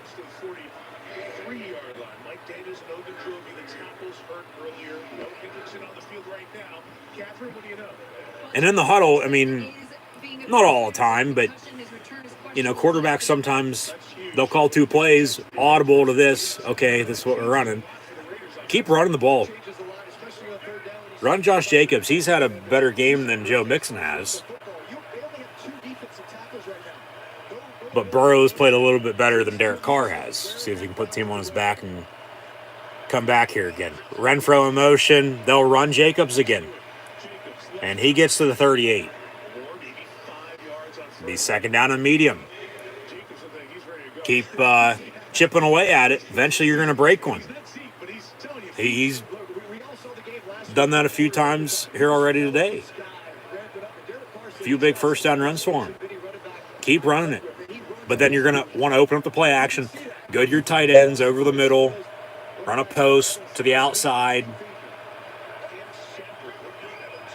Remember, Foster does not have a catch yet. They'll run Jacobs again. Keep running them. And he gets a Raider first down. This might be coming back, though. Another flag on the play. Another hold. Yeah. So they'll replay the down. Be second and 15. Holding. So penalties. The turnovers and penalties are killing the Raiders today. Just now you're probably going to want to throw. I mean, second and 15, get a third and manageable, air it out, but yeah, I'd run it again. Rather than a third and 15, I'd rather have third and manageable because then you can do whatever the hell you want. Because third and 15, you need 20 yards for a first down, basically. You know. So second and 15 from the 49. They'll run a play action, dump off on a screen. Josh Jacobs near side. Okay, he gets to the 41. So what? They'll have a third and 7.5, 8 maybe. 2.5 to play in the third quarter. Still 23-13 Bengals. Third down for the Raiders. I'd take a deep shot. I would. Work the sticks, though. Find somebody open, first down markers, 3rd and 8. Trips in a bunch, top of your screen. Got to go. You're at 5 on the play clock. They run a bubble screen with Renfro. Blocker, 2, and he's going to be marked down short. The 36 will be 4th and 3. This is tough. Go for it. Bengals were good on a 4th down conversion earlier. It's 4th and 1, though.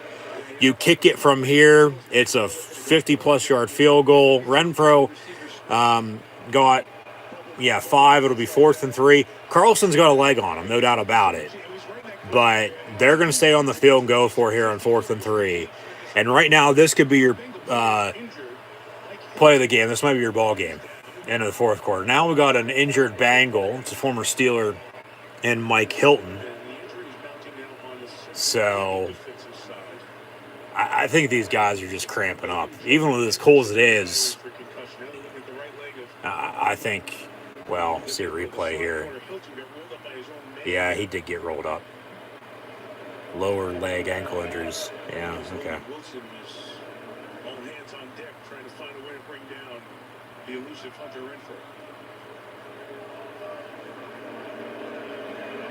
I don't know, maybe just landed hard on the turf. So 4th and 3, so they're going to give the Raiders some time to think about it. They don't have to call a timeout because of the injury. But they were lining up to go for it there. We'll see if they still go for it or not. Because if you punt, you pin them deep. Third time might be a charm for you to work some magic on defense. Turnover, defense touchdown of some sorts. But yeah, you're in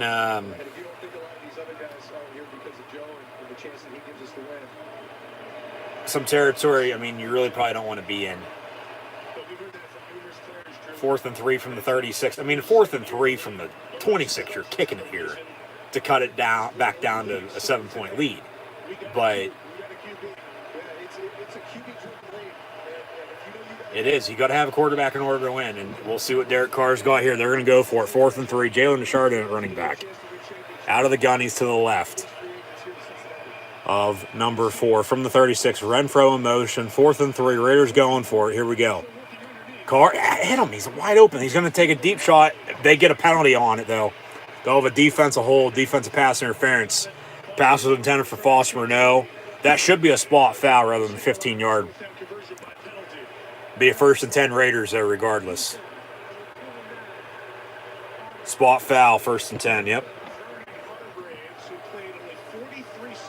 So they luck out with a penalty. Drive stays alive. So Hargraves played more in that one. He hasn't been on the field much this year.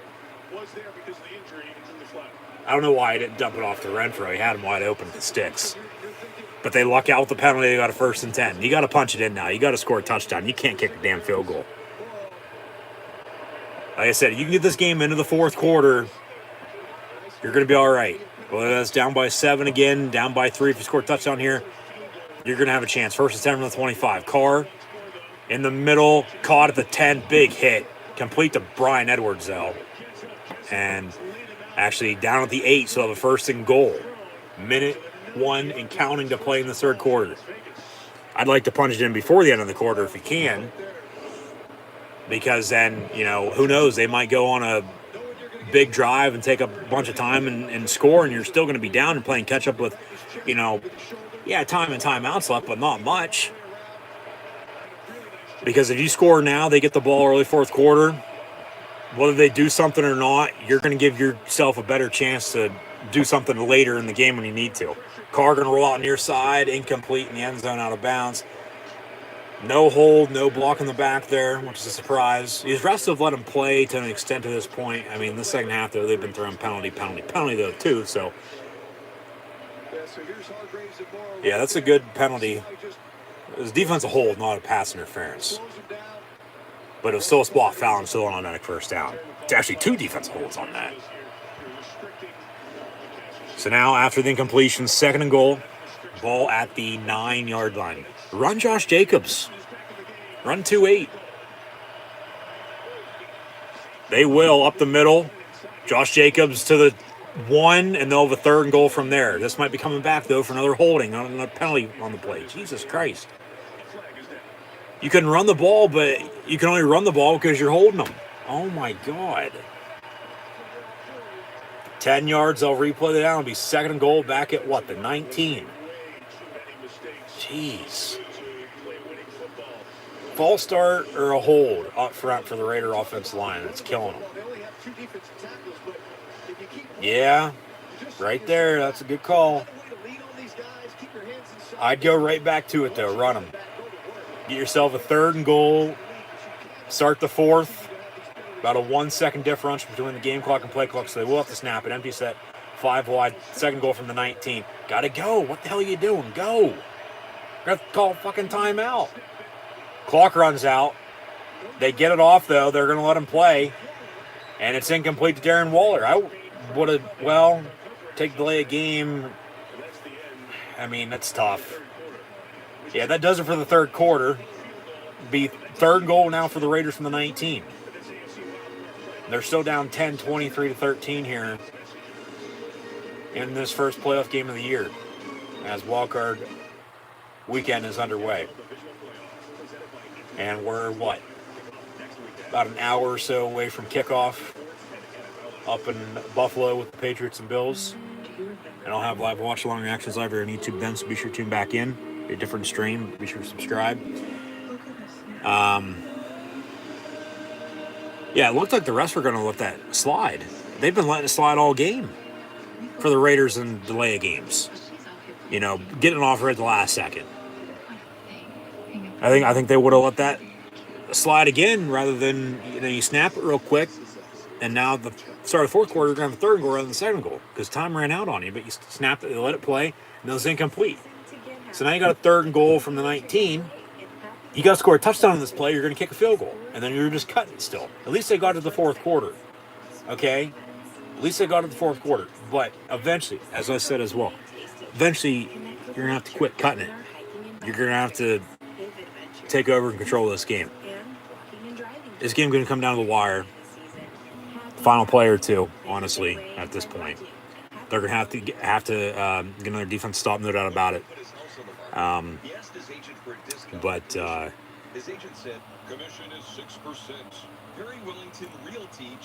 win or lose for the Bengals today, they're probably going to lose next week because they've played good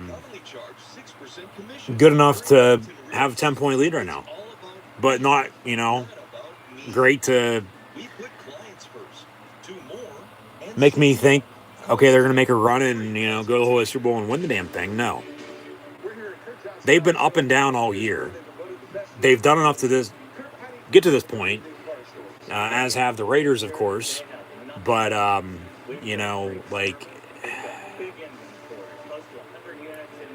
the Raiders are lucky to be in the spot they are. But I'm going to say the same damn thing about the Bengals. They're lucky enough to have a 10-point lead right now. They are. So that's where we are. They're not playing great, but they're playing good enough to be on top. So 3rd and goal for the Raiders begin the 4th quarter. They got 2 timeouts with a 2-minute warning. Bengals have 3 timeouts, 2-minute warning to come. We're 15 minutes away from a winner and a loser here and advancing to the divisional round. You don't score, kicking a field goal. Okay, you cut it. You're back down 7. But then you're going to have to get another defensive stop and then drive and score a touchdown. 3rd and goal from the 19. Carr looking to throw. Dumps it off. It's caught. And now Carlson going to come on for about a 33, 34-yard field goal. It's tough to get 2 holding calls on run plays on this drive. You run the ball really effectively. Make it 35. It's been decimated by injury thus far in this game. 3 out of their top 5. And 3rd time to try for Dalen Carlson here. Already good for 2 earlier. And from 34 yards out, kicks up and good. All right, 23-16 Bengals with 14-17 to play. 7-point game. Raider defense has to get the hell off the field and then drive and score a touchdown. Can't settle for 3 the rest of the way. Maybe once more, timing-wise, depending on how much time's left. But they're going to have to get another stop. And then you're definitely going to have to score a touchdown to take over and take the lead and win the game, rather than just tying it up. Defense has to get up the field. You got to get to Burrow, force some throwaways, take him down a sack or 2. Stop the run game, though. If I'm Cincinnati, I'm running the football. I'm running Joe Mixon. We're going to work this clock. You have the lead at home in the playoffs. We'll see if they can run the football when they need to. But that's where we are. It's 23-16 here early 4th quarter. Derek Carr is 20 of 33, 195 yards passing, a touchdown. Josh Jacobs, they didn't run him enough, but he has 13 carries for 83 yards rushing. Carr 1 for 20 on a scramble, just prior to halftime. Hunter Renfrow has 6 catches, 50 yards. Zay Jones still 3 of 44 and a touchdown. They haven't gone to him since just prior to halftime. Darren Waller 5 for 40. Okay, so they've worked him in. Foss Murneau, though, still without a catch at tight end. Brian Edwards has 3 catches, 41 yards. Jacobs 2 of 16. Richard 1 of 4 out of the backfield. Burrow at home in his Burrow. Groundhog Day coming up. Joe Cole, Joe Kidd, 17 and 26, 181 yards passing, 2 touchdowns. 1 to CJ Uzomah to take a 7-3 lead, and then the other to Tyler Boyd. Mixon has 12 carries, 43 yards rushing. Chase 2 of 22 on a few end arounds. And then Chase also has 7 catches, 86 yards receiving. Uzomah 4 of 50 in the score. Mixon 3 of 25 in the backfield. And then Tyler Boyd 3 catches, 20 yards and a touchdown. So, 23-16 your score with the Cincinnati Bengals on top.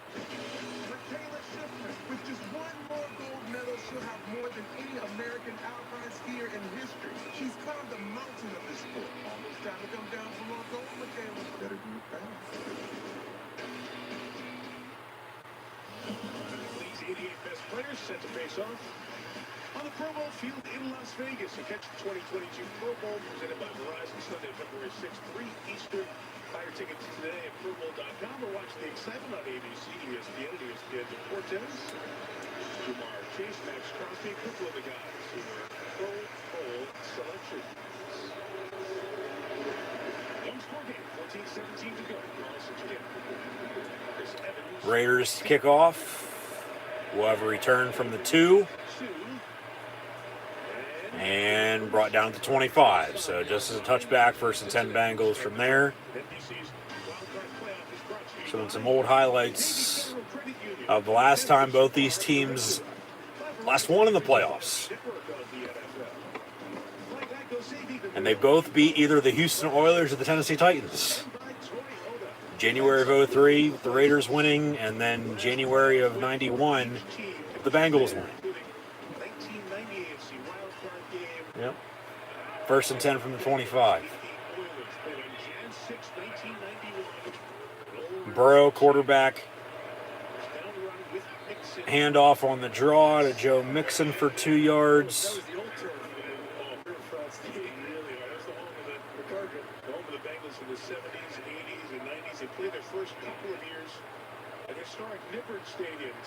He's 2nd down and 8.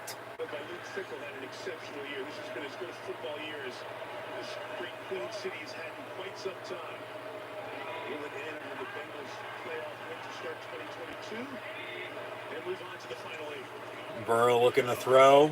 Quick pass, it's caught. Uzama right there at the 1st down marker. He's going to be short, though, it looks like.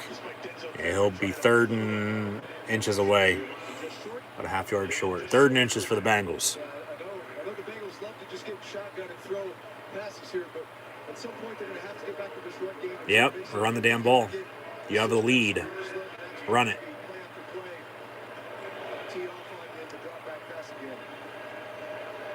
From the 35.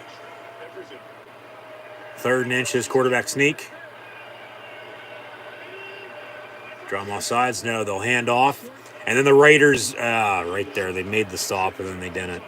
They get the 1st down. Now, if I'm Cincy, I'm working this clock. I'm not snapping it until I have to. 12:45 and counting. Play clock at 30. So you can do the math there, but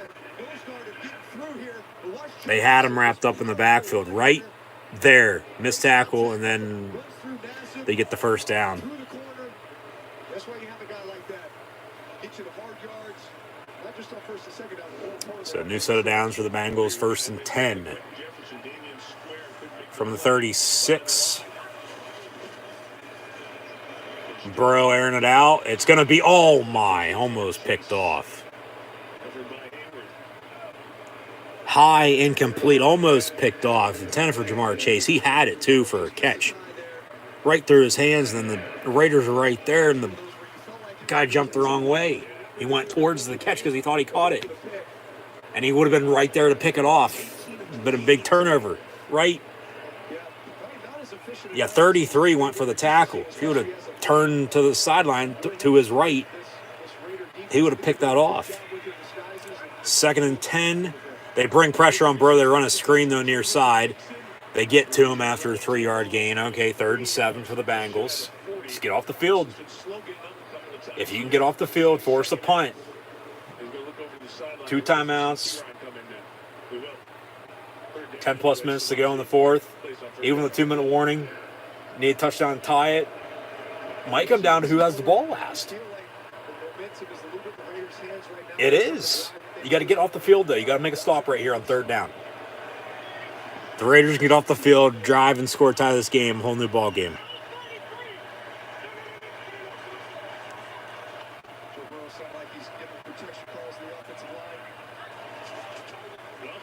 Third and 7 pass, near side, complete. Jamar Chase. I'm starting to work the clock. I'm running the ball. Get back to Joe Mixon.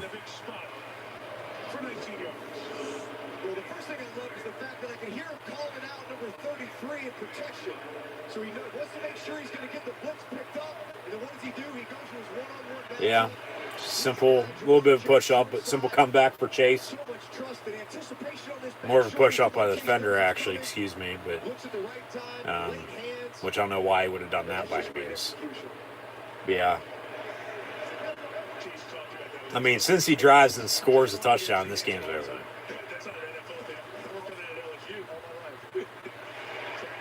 Complete the chase over the middle. 12-yard reception for 30, 1st and 10. Now they're in field goal range. Field goal for them probably going to win it right now. 10 under 10 to play. Yeah, since he scores any points now in this drive, game's probably over. Even with, not playing great, they've done enough to get themselves in the situation, done enough to played good enough to have a lead, and then find a way to put it out of reach for them to come back and make it a ball game. And it's going to come back to the fumble, all the penalties, all the one stupid field position error on the kickoff. Because if not, they're on top by one, if not trailing, and then they drive and score, take the lead. Raiders get the ball back. Yeah, it's one thing here or there for the Raiders. Just shoot themselves in the foot, long story short. That pass going to be caught. T. Higgins for another Bengal first down. Why aren't you running the damn football? Well, maybe that's why. Joe Mix is on the sideline getting his ankle taped up. All right. You still have Samaje Perine. You still got Chris Evans. Run the damn football. Empty set 5 wide. Yeah, if they score any points here, this game's over. Slant complete. Raiders need to stop. They need a turnover. They need a turnover. It's an actual turnover or turnover on downs. I don't know why they'd go for it. You kick it. But, yeah. Need a big stop. And you get the ball back. Still down 7. 8.5 to play. And it might be a missed field goal. Might be, a questionable call, as we've had a few of those already.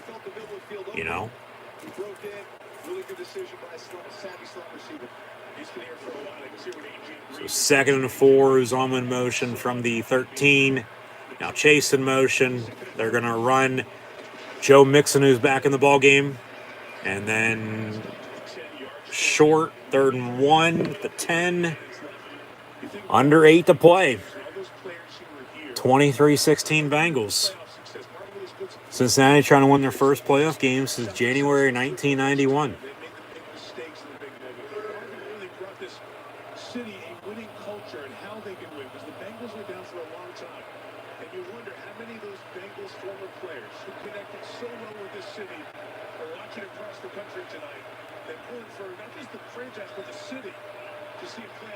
Burrow under center, out of the eye.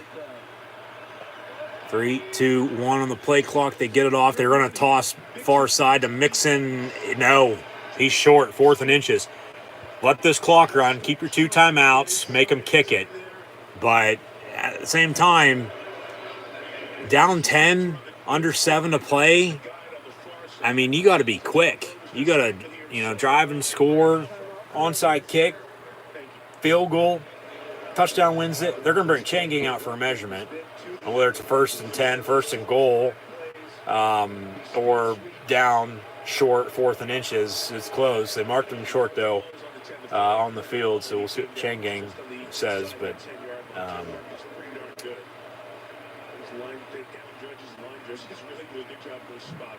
yeah, any points, this game's over. Gonna have to hope for a miss, or you get, yeah, he's short. He's a good football short.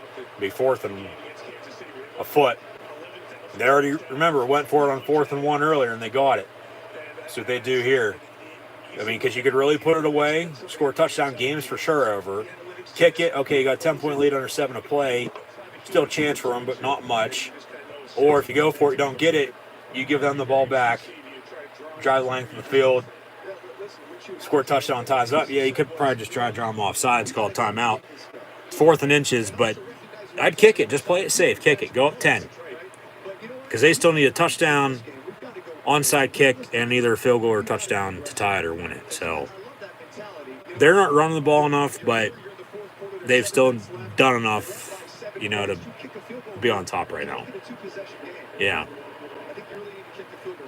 I'd kick it too, exactly. 4th and inches. Don't move. We'll call a timeout. We're going to try to draw them off sides. They might run a quarterback sneak, though. Why the hell not? 4th and inches, Bengals going for it. Here's your ball game.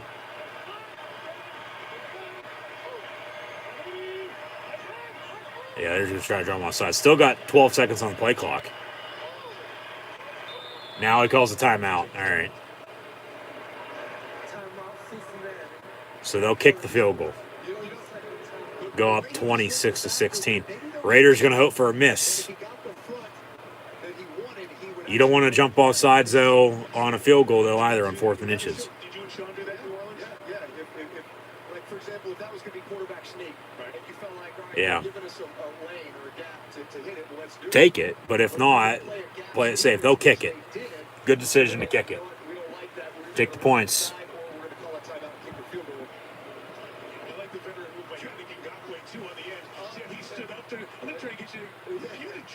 Exactly. Yeah, you see all these defenses. I've seen it more this year than any. Kind of both kickers 3 for 3 on field goals today. McPherson for his 4th. This from 28 yards out again to make it 26-16 with 6:49 to play. Kicks up and good. Okay. So the Raiders with 2 timeouts and a 2-minute warning. You got to be quick about it. You need a touchdown. Maybe you kick it deep if you score quick and there's enough time you get the ball back. You don't need to kick an onside kick, but you're going to need a touchdown, an onside kick, a field goal to tie, a touchdown to win it. 26-16 your score with the Bengals on top of the Raiders here right now with 6 and change to play as the playoffs are underway. So once again, thanks for tuning in and listening. Be sure to like, follow, and subscribe on social media. Links in the description below. Thumbs up button. Share. Chat questions and comments. Super chat, super stickers. Always greatly appreciated. And we'll get back to it shortly.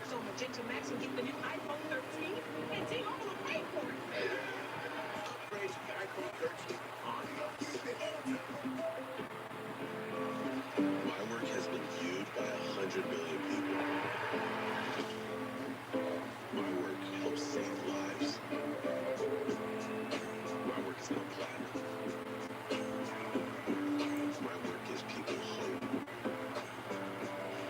I work at FedEx. Take your career to the next level with one of our many open positions. History is filled with almosts. Those who almost adventured, who almost achieved. Then there are others.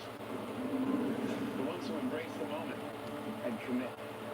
They calm their minds and steel their nerves with 4 simple words, whispered since the time of the Romans.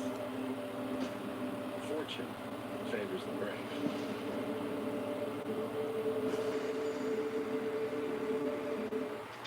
This is the move right here. Boom. Boom. My turn. My bag of chips or your contract? I think we have different definitions of sharing. That's not me up. Wow.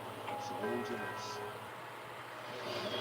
As we said, been a long time. Been dry in the playoff desert. Longest active postseason droughts. Yeah. Raiders since the 02 season. The Dolphins since the 99 season. Dan Marino was still a quarterback. Yeah, the Lions and Bengals in the early 90s.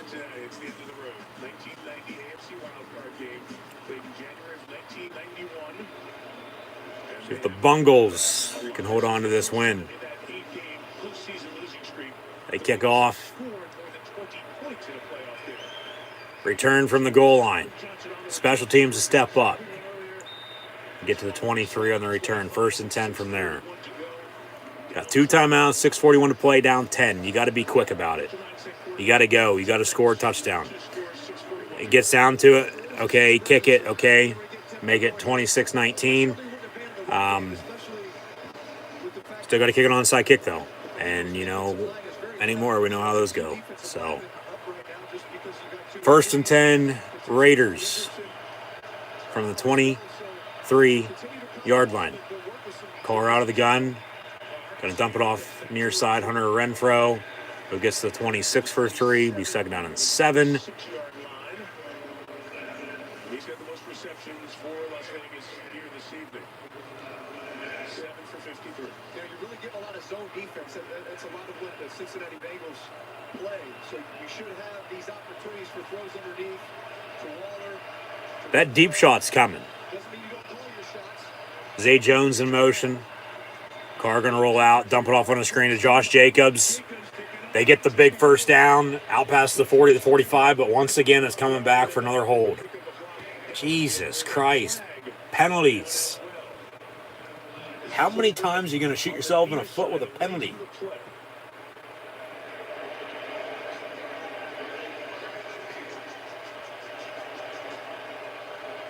Just unbelievable. Refs huddling up.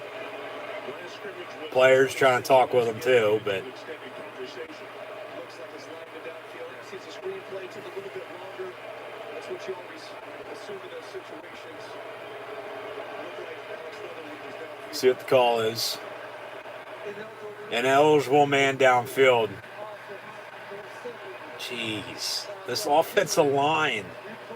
False starts, holds, and now illegal man downfield. You actually could not have timed this play call. A good play call. I mean, there's only a certain yardage you can go. If that's how it turns out, and that's how it turned out, and he was just a little further than that. And yeah, maybe a little bit. By much. They should have picked it up and let it slide. 2nd and 12 from 21. Carr back on a dump off on the screen to Jacobs. Nowhere for him to go, though. 3rd and 12, and here's your ball game. However, well, guess what? We have another penalty on the play. So we'll see what this is. Because this is against the Bengals will be an automatic first down, yeah. They'll move the sticks, got a hold on the defense. 1st and 10, so it's sort of probably a makeup call, to be honest with you. Yeah, it's a good call by the officials. That's definitely a good call. You can't, almost tackle him and not expect to get a hold called against you. I mean, come on now.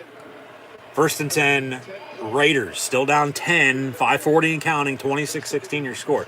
Got to go, got to be quick, got to score, get an onside kick, field goal to tie, touchdown to win it. Carr looking to throw. Lobs it near side and incomplete, intended for Darren Waller. 2nd and 10 after the incompletion. So we got 2 timeouts, 5.5 to play plus 2-minute warning, but time's not on their side. And it's really, I think, going to go back probably. I mean, remember that touchdown, that Burrow throw, that we thought he was out of bounds, but he wasn't. But they never looked at it, even though all scoring plays were reviewed. They said touchdown. They don't have that. It's 19-16. Carr down the middle, first down, Raiders at 39. They don't have that. It's 19-16. Field goal ties it right now. Touchdown wins it. But remember, there are also 2 field goals off of turnover and a special teams error by the Raiders that the Bengals capitalized 6 points off of. So they don't have that. The Raiders have a lead right now, and they're trying to work the clock and hold on to the win rather than come back down 10. It's one thing here or there that have cost them today. Turnovers, penalties especially, good God. I mean, every big play they've had has been a penalty, it seems like. So you can blame the refs all you want, but the penalties have been there. You know, like it's been clear and obvious. 2nd and 5 for the most part. That pass going to be incomplete. Intended for Foster, no. Probably a good no call. 3rd and 5. And then that special teams error. But, yeah. I mean, that's 13 points. Since he doesn't have that, because on top of that, and regardless of what they have or not, they haven't played great, but they played good enough to, be on top right now. And the Raiders are on top 16-13 if that doesn't happen, but it did. So here we are, big 3rd down, maybe the play of the game. 3rd and 5, and Carr looking to throw, and overthrew Brian Edwards, incomplete. Probably got to go for it now, 4th and 5, and here's your ball game.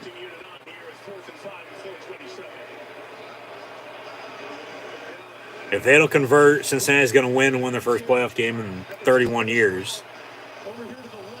They keep the drive alive, okay. Still in it, but oh my God, he went the wrong way. He should have went right down the middle, far side. He had a man open. Jeez.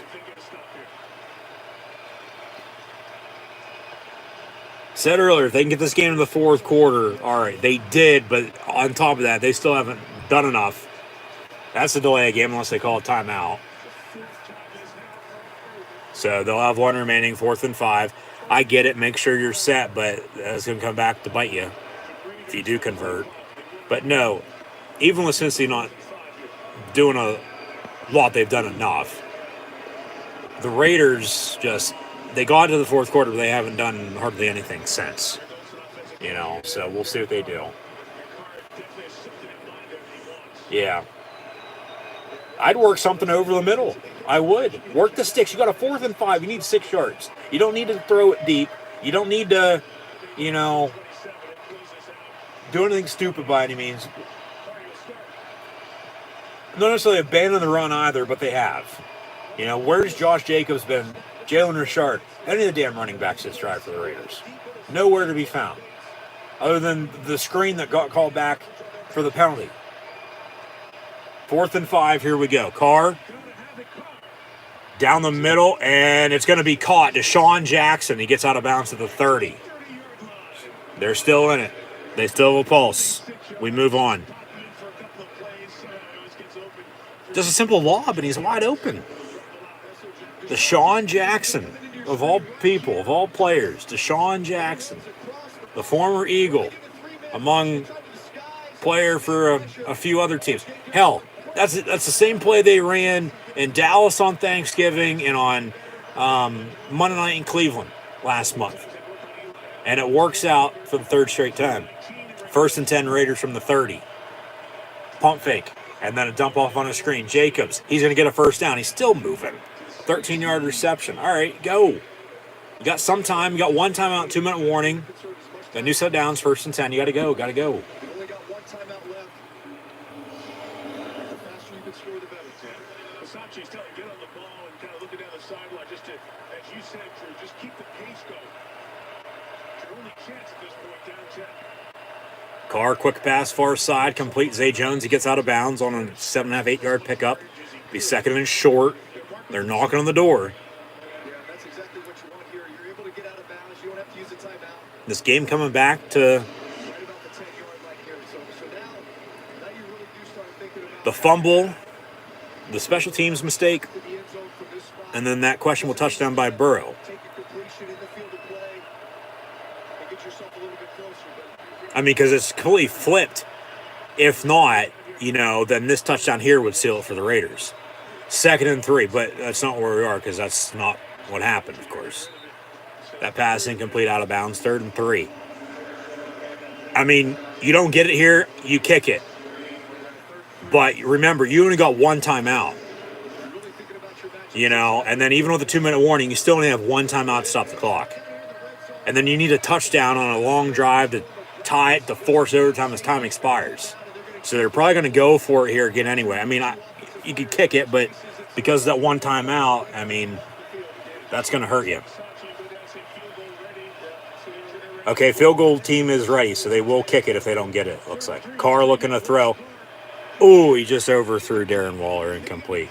4th down and short. Yeah, you got to kick it with 3:37. And, Carlson's already 3 for 3.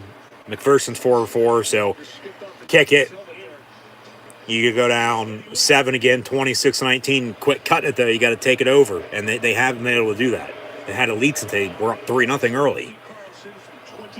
And the ball was deflected off a defender helmet. That's why it sailed, or else maybe it would have been caught. So Carlson from 28 yards out. Field goal's up and good. So with 3:33 to play, back to a one-score game. It's 26-19. Bengals on top, getting the ball back, though. The thing that's going to hurt the Raiders right now is they only have one timeout left. Even with a 2-minute warning, they only have one timeout. The clock's going to roll on a play or two, but they got to get the hell off the field. If they can, they drive and score tied up, okay, we're going to overtime. If not, ball game. Bengals win. But it's coming back, down 7. The Bengals have 6 points off of a turnover and a special teams error. So if they don't have that, they're up 1. Thank you. And then maybe you do go for it there rather than kick it. But you probably still kick it because then you give yourself a chance to get the ball back, get field goal range to kick a game winner. The Burrow touchdown was a touchdown. Even though on the field, we all thought he stepped out when he didn't. The whistle blew before the pass was caught. All scoring plays were reviewed. As they said, it should have been either replay the down or at least reviewed, but all scoring plays were reviewed. So they said, Stanton's called it a touchdown, even though they didn't look at it. Touchdown. So there's that, that's how close this game is. It's 1, 2 plays. 3 plays. 3 plays. Turnover, off the strip sack fumble, the special teams error, and then that Burrow touchdown. That's what this game's come down to. So, 26-19 your score. Derek Carr, 26 of 44, 262 yards passing and touchdown. Joe Burrow, 23 of 33, 237 yards passing and 2 touchdowns. Penalties have really hurt the Raiders today, more so than not. Jacobs, they've not necessarily sort of abandoned a run, but they have. Probably should be running a little bit more, as should Cincinnati. Jacobs has 13 carries, 83 yards rushing. Mixon, 16 of 50. So we'll see what Cincinnati does here, but it's going to be running the football and working the clock and make the Raiders call their, third and final timeout, probably under 2 minutes. And that's what, if I'm the Raiders, I'm going to try to get the ball back before the 2-minute warning, not after. And it might be one play. If they get a first down, this game's over. Something like that. So we'll see. But, yeah. Got to get a stop. Got to get a stop and then drive, and you score a touchdown and tie it up. Decent return out to the 26-yard line. 1st and 10 Bengals from there. So we set the scene once again. Bengals on top by 7, 26-19, with 3 and change to play. As always, thanks for tuning in and listening. I'm your host, Encyclopedia Sports, going Luke 96. Be sure to like, follow, and subscribe on social media. Links in the description below. The thumbs up button. Share hashtag NFL Playoffs, and share on social media. Share questions and comments, super chats, super stickers. Always greatly appreciated.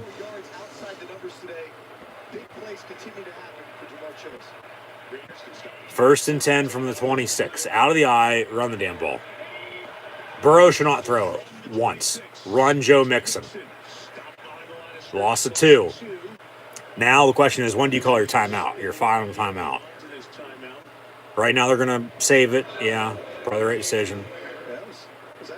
They're not going to have to snap it until about, 240 something, about 245 maybe. Yeah. 2nd and 12. And then probably call your timeout after this, because then they run a 3rd down. They can take it a 2-minute warning, get a 1st down, okay. Game's over. They run a toss near side back to Jamar Chase. He's going to break a tackle and then be brought down. Okay, the Raiders call timeout 2:35 to play. They would love to have 3 minutes and 35 seconds on the clock, no doubt about it, but 2:35 to play. 3rd and final timeout for the Raiders. Be 3rd down for Cincinnati. So, 3rd down here. They don't convert, take a 2-minute warning. The Raiders getting the ball back. Under 2 to play. No timeouts. Need a touchdown to tie this game up to force overtime. And then take a guess what Derek Carr hasn't done since early in the game, if they do get the ball back. Turned it over. It was a strip sack fumble. A few of his passes have been a little high. Keep in mind, either quarterback's turned an interception. Either that turnover is a lone turnover. I don't want to jinx him by any means, but I'm just throwing that out there. Believe me, I picked the Raiders to win. I want the Raiders to win. It's going to take overtime, though, for them to come back and win it, though, no doubt about it. I don't want to say go for 2 if they would score. But I think you play a safe good overtime. I mean, hell, you won an overtime how many times already this year? You know, Burr going to call a timeout, so they'll still have a third down. 3rd and, 11? 1 timeout, still 2:35 on the clock. All right. They get a first down, though. This game's over. They get a first down here, game's over. No doubt about it. But, yeah, big play here. Play of the game. Yeah, but if you get to overtime, if you drive and score, get the ball back here, drive and score, you take it to overtime. You don't play for the win. You don't, not in the playoffs, not like this. It takes some balls to do just that.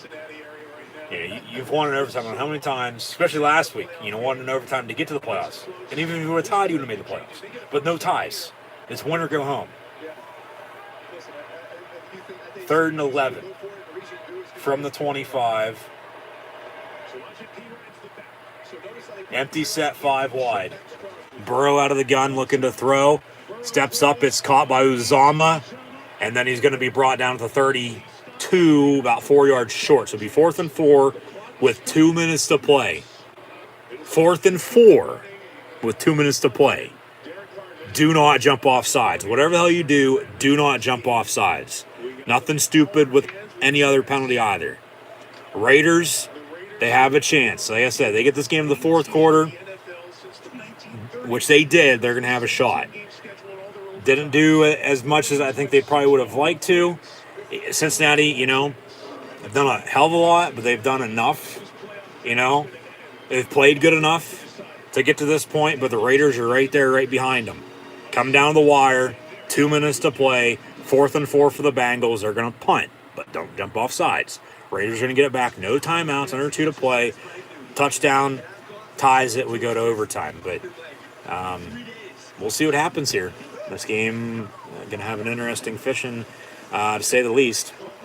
But, what a season for both of these teams. No doubt about it at this point. 4-5 matchup in the wild card round here to begin the playoffs.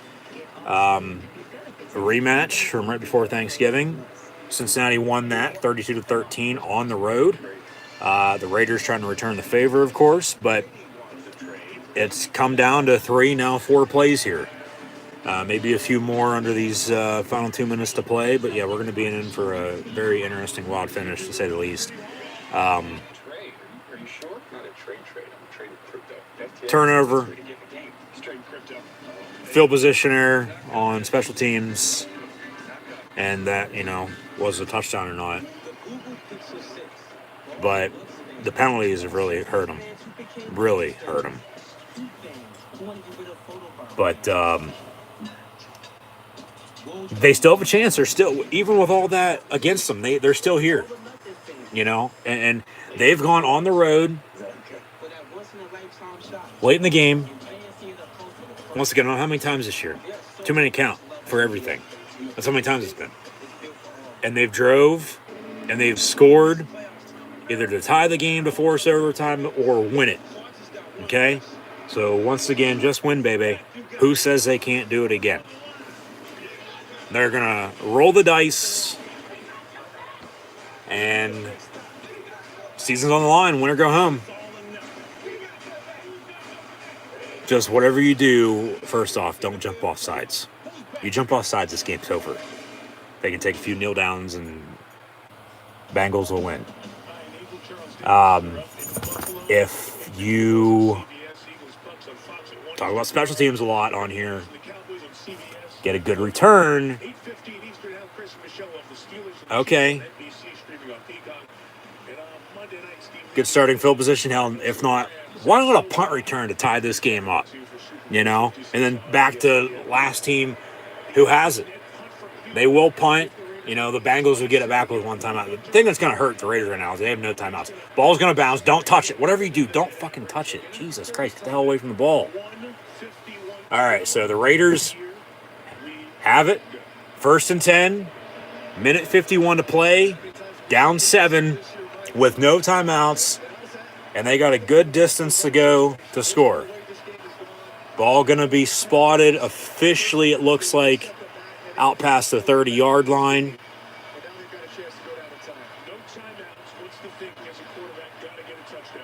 See what Derek Carr's got up his sleeve. Be 1st and 10 Raiders, officially from the 35. Trips in a bunch, top of your screen. Down 7, no timeouts, a minute 50 and counting to play.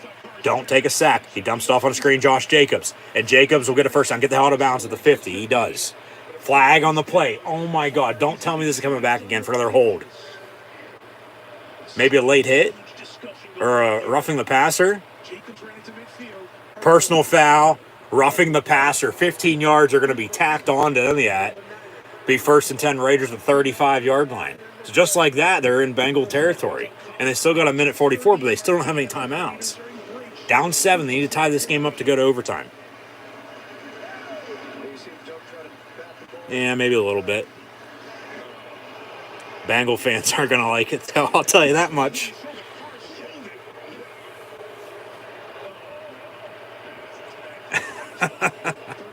From the 35-yard line, 1st and 10, the Raiders will sure as hell take it, no doubt about it. Carr looking to throw down the middle, and it's going to be incomplete, intended for Darren Waller.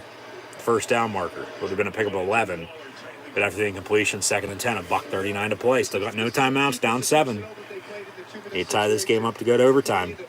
And we'll have kickoff momentarily, about a half hour or so away on CBS with the Patriots and Bills. Be sure to tune back in. That'll be a separate stream. We'd actually start that a little bit late, but hopefully on time. We'll see. Maybe if this game does go to overtime, Derek Carr in the meantime on 2nd and 10 goes down the sack. It'll be 3rd and a mile. They're going to, as the clock is running, spot the ball real quick and go. 3rd down and what? 17. Clock's rolling. They get it off at minute 16. Carr down the middle. What a pass and what a catch by Waller at the 20. 1st and 10 Raiders. Go. You don't have to spike. You got a minute. You got to go. You got 20 yards. Get set. Why don't you run a halfback draw? Run Jacobs up the middle. No? Dump it off to him on the screen. He does. It's incomplete. Okay, so clock's going to stop. 2nd and 10, 50 seconds. Whew, yeah. What a throw and what a catch. That was unbelievable. Right on the money. Jeez, what a throw. 2nd and 10 after the incompletion, though. 50 seconds. Still got no timeouts. Down 7 to tie this game up. Patriots, Bills kick off about a half hour or so once again. That'll be a different stream, so be sure to tune back in. Yeah, remember, Foster Moreau doesn't have a catch yet. Now he doesn't. Almost did. Drops it incomplete, 3rd and 10, 45 seconds. And you'll go for it here on 4th down. You don't get it. But it's going to go back to that fumble and the special teams mistake, those 6 points. You know, because if they don't have those 6 points, they have a 1-point lead. At 2019, you're going to work this clock. They're going to call their 3rd and final timeout, and you're going to kick a game winner. Exactly how that would go. Man, that close. From the 19 officially, 3rd and 10. Carr, complete. Jones gets the first down. His first catch since his touchdown just prior to halftime. You got to go. Clock's rolling. That's a 1st and goal. Spike it. Spike it. Maybe a Marino fake spike. He spikes it with 29 seconds. He'll have a 2nd goal from the 9. 29 seconds, 9 yards, needing 7 points to tie it to go to overtime. I mean, that's doable, right? I think so. If I'm Cincinnati, I'm giving them from the 9 to the goal line. Nothing in the end zone. Tackle them, then bounce. But if I'm the Raiders, I'm getting the hell out of bounds, stop the clock, because I don't have a damn timeout. Second and goal from the 9. 29 seconds to play. Need a touchdown to tie it. Collar out of the gun. And it's going to be incomplete in the end zone, and 10 for Zay Jones again. Third and goal.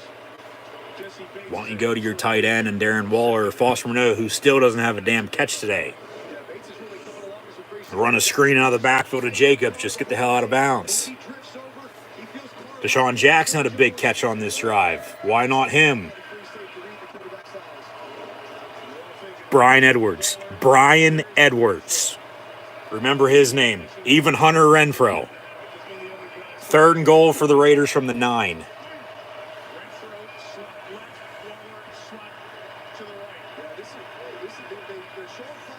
Carr has all day to throw. Near side. That's pass interference in the end zone. No, they both stumbled, incomplete. Probably good no call. They tripped each other and they both fell down. So here's your ball game. Fourth and goal for the Raiders from the 9-yard line.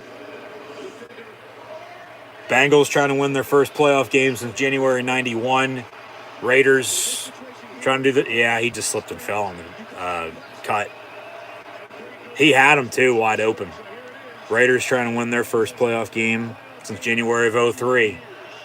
Fourth and goal for the Bengals, for the Raiders from the 9, as the Bengals are trying to hold on to this 7-point lead. Play clock winding down. Here we go. Carr looking to throw. And it's going to be picked off. He throws the interception. And the Bengals are going to win it 26-19 over the Silver and Black Raiders. And they'll win their first playoff game since January of 1991. And it's comes back to the fumble and the special teams error when they should have let it roll out of bounds. Because the Bengals capitalized off of both. 2 field goals, that's 6 points. Rather than 26-19, it could have been 20-19 right there. You don't need a touchdown to win it. You need a field goal to win it. And they've won on the road on game-winning field goals. I don't know how many times already this year. Came up just short, though, today. Even though the Bengals, didn't play great, they did enough and played good enough to win. So, since he's going to move on. Raiders season's over. Joe Burrow on the kneel down. And your final score, Cincinnati 26. Burrow going to keep that ball. 3, 2, 1. The Bengals win it 26-19 over the Silver and Black Raiders. And it's the longest active drought among all 4 major pro sports. First playoff win for the Bengals since January of 1991 again. That's 31 years. Rich Bisaccia should keep his job as the Raider head coach. Taking over for Gruden. No doubt about it. Carr, talked about him earlier. Of course, he said, at least the report said, I don't know how true it is once again, that depending on who they hire is going to mean whether or not he's back as a Raider next year. So we'll see what happens there. But I said earlier, what I just say, you haven't turned it over since earlier. That fumble, he threw a pick. Intended for Zay Jones again. They like going to Zay Jones in the end zone. I mean, even though they have, as many other players as they do, I don't know why he didn't go to somebody else. But they had him right where they wanted him at. They did. It came down to the final play. Final play of the game. Carr threw the interception. And then a kneel down by Burrow, and the Bengals win it 26-19 final score. It came down to the final play, but it came down to a few plays. Because it would have been a whole different ball game there on that last drive once again. If the Raiders, even though they did, but if they didn't, hypothetically, turn it over on the strip sack, Cincinnati capitalized with 3 points. And then the special teams error, when they picked up the 2-yard line, when they should have let it roll out of bounds, it would have been a penalty. Who knows what happened on that drive, But they were backed up to the goal line. They punted. Bengals got good field position, capitalized on the field goal. They were lucky. Both teams were lucky to be in the situation they were in, first off, with scoring here today. Because the Bengal field goals, most of them, if not all of them, probably should have been touchdowns. So this game could have been over, forever ago. Came down to the final play, though. So they didn't play great, but they, played good enough to win.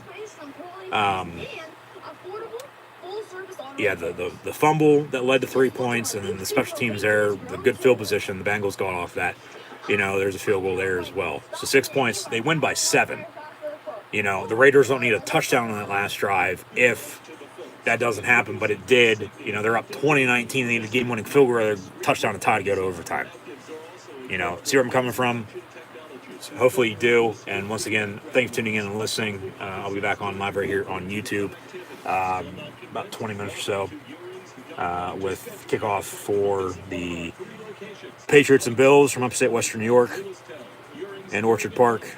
The third meeting between the two teams this year over the past month. And we'll see who wins that game and advances the division round as well. Then, of course, we'll get more into the playoff situations, the scenarios there, who's going to play who next week. The Bengals win wasn't a big win, even though it was, because it's the first playoff win for them in 31 years. Big win meaning, or a great win, I should probably say, because it was a big win. You got to give credit where credit's due. Burrow getting interviewed on the field now by Catherine Tappan.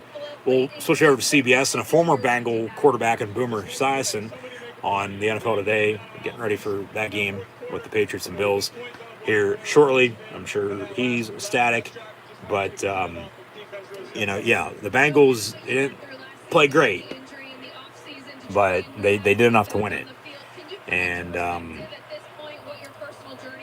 their season will continue. The Raiders' season comes to an end, so couple plays, and really 4 plays, you think about it. It came down to the fumble that led to 3 points, the special teams error that led to 3 points. But a whole different story. They don't have that. Raiders need a game-winning field goal rather than a touchdown to tie to force overtime. There on that last drive. The Burrow touchdown, was it a touchdown or not? There's 7 points right there. Even with the field goals, was it a touchdown? We're tied at 19. A game-winning field goal wins it for the Raiders then too. And then the Carr interception to seal it on 4th and goal. So we'll flip over to CBS here as they'll wrap up on NBC. They'll have Sunday Night Football tomorrow night. But NFL Today before Patriots Bills, and we'll be back on here shortly. But your final stats and scores are as follows. And we'll probably talk more about this game a little bit later on as well. But Derek Carr, 29 of 54 for 310 yards passing, a touchdown, interception there in the final play. Jacobs finished 13 carries, 83 yards rushing. They ran him a lot, but not enough. They sort of got away from it there late. But Darren Waller led the team in receiving. Okay. 7 catches, 76 yards. Zay Jones had 5 catches, 61 yards and touchdown. Hunter Renfrow, 8 of 58. Jacobs, 4 of 44 to the backfield. Brian Edwards, 3 of 41. Deshaun Jackson had 1 catch, 26 yards. But then Joe Burrow. Cool win for the Bengals. First playoff win in 31 years. He finished 24-34, 244 yards passing and 2 touchdowns. Mixon had 17 carries, 48 yards rushing.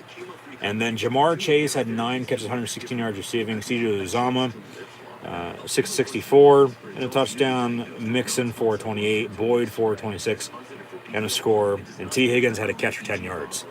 The Raiders led 3-0. But since then, since he put it to him, and